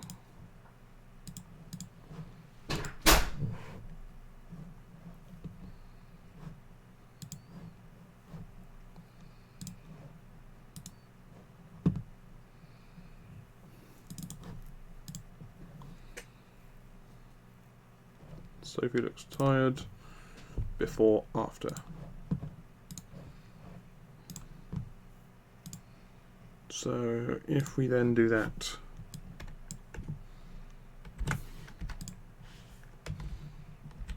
before, after, let that build, and then do this. Should go before, and then after. So, next up, that is going to need to interface with the Unity stuff.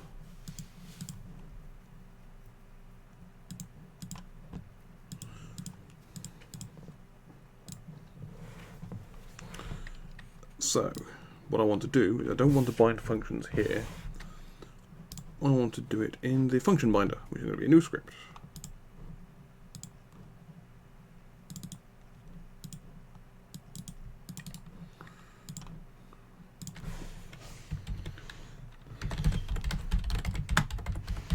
Function binder. Do I want it there actually? Yeah, it keeps it all nice and hooked up.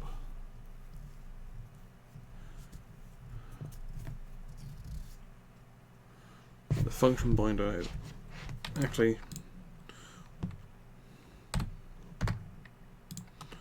yeah.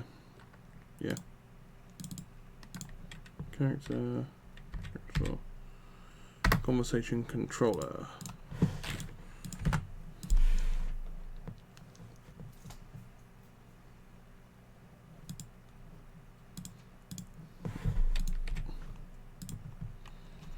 So I don't want to have that. I want to have so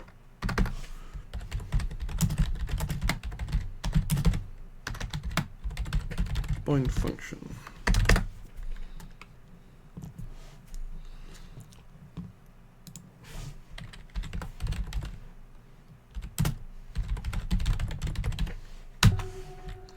Function name.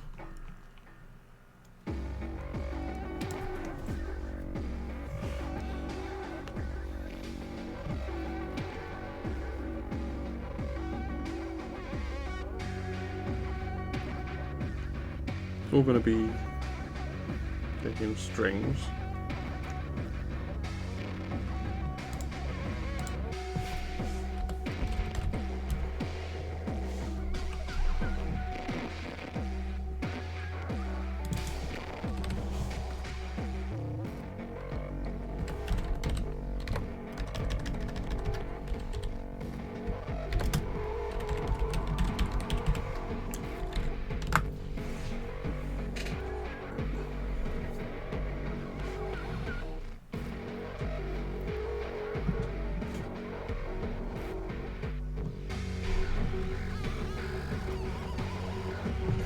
I think that's correct, because then what I can do is I can say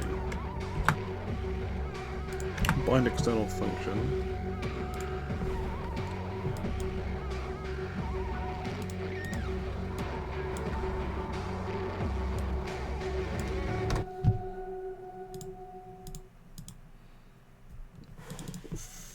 function name, and then action string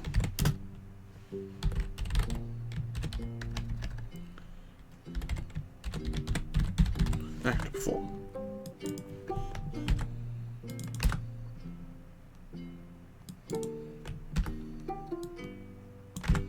There we go.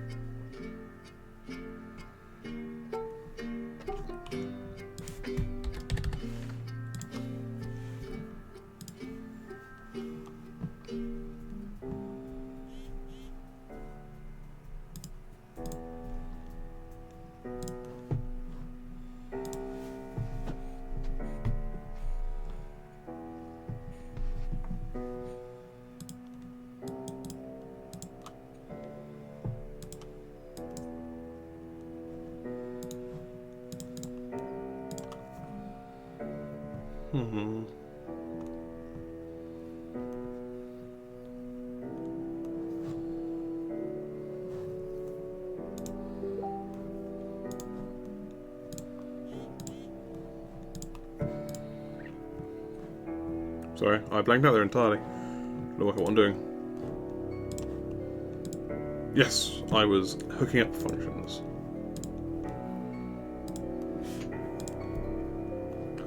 That is there, and it's hooked up, so let's go for the conversation controller.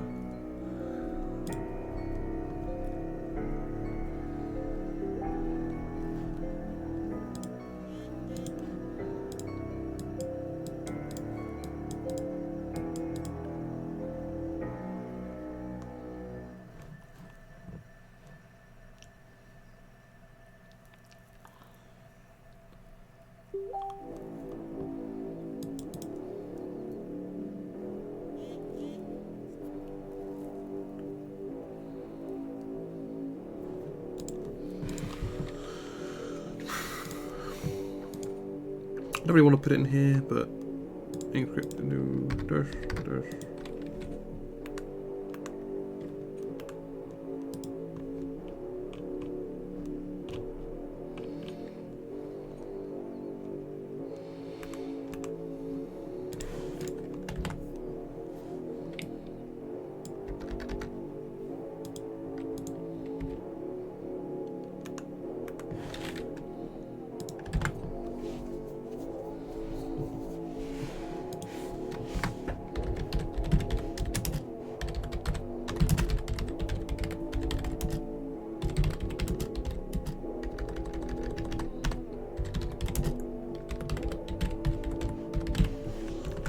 So that is sensibly there. That's not just dumb, because that's going to be replaced later on. So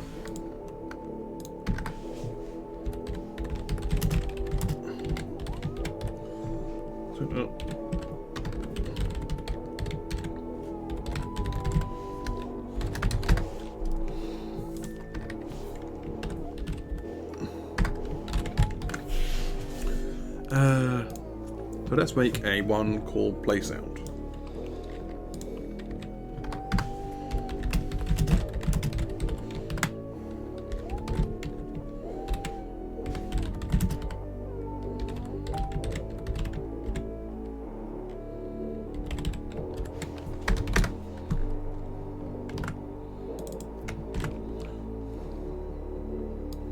So we go Inkscript dot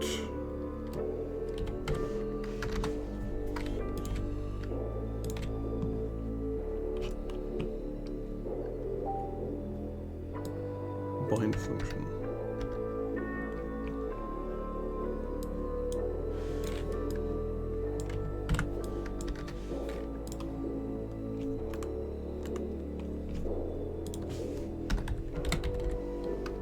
function.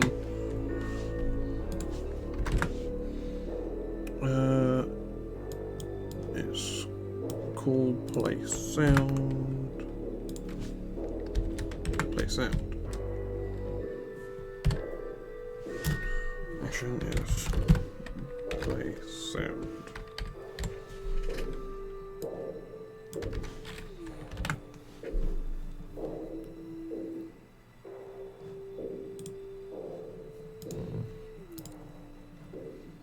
And here, right now, in here we do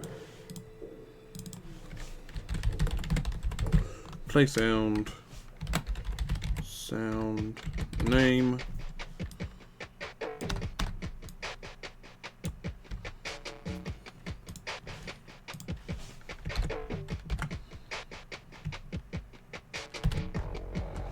play sound, beep. Oh, sheep.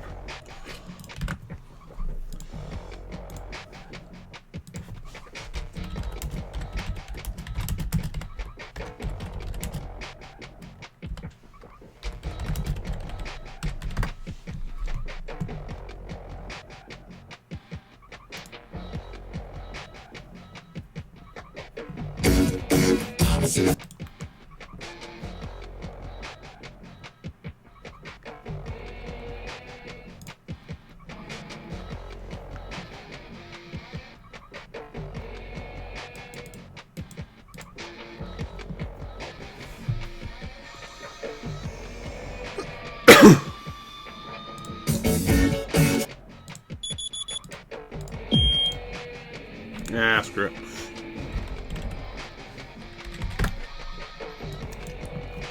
I just need any sound. So let's search one that goes beep.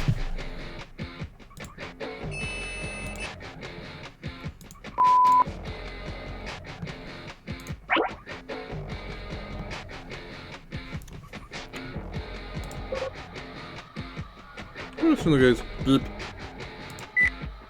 There we go. Microwave beep dot wav.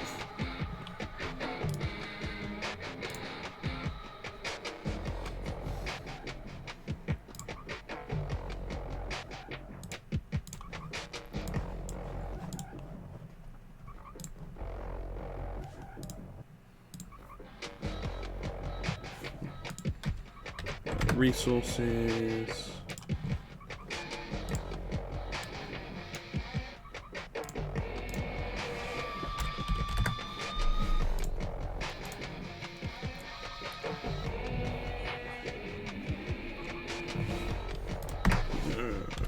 Correct. Audio source.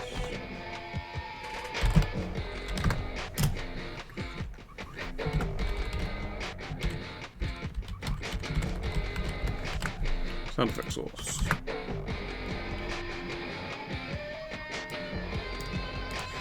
Sound effect source dot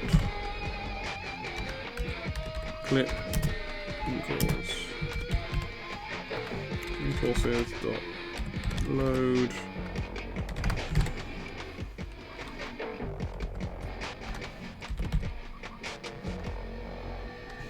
so what does clip want? It wants an audio clip.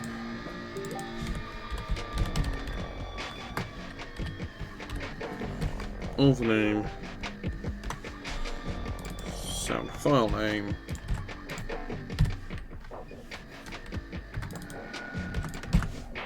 dot play.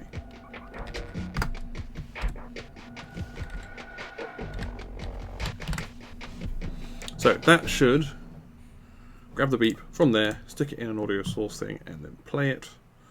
I then want to stick on my main camera an audio source,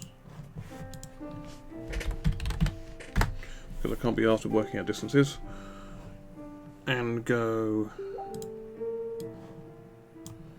main camera.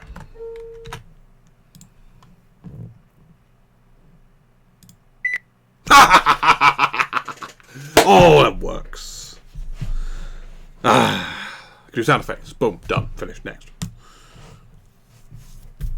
And that all works. Anything above that. So let's create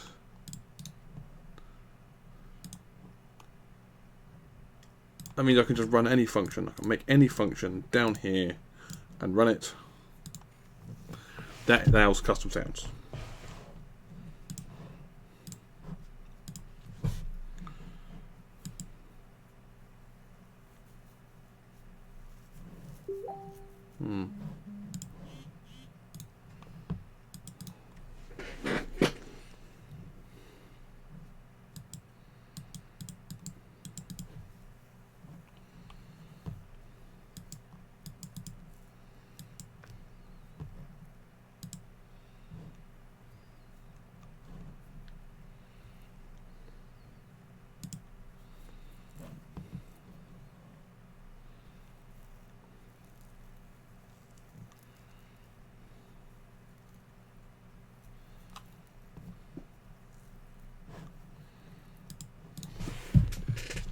Right.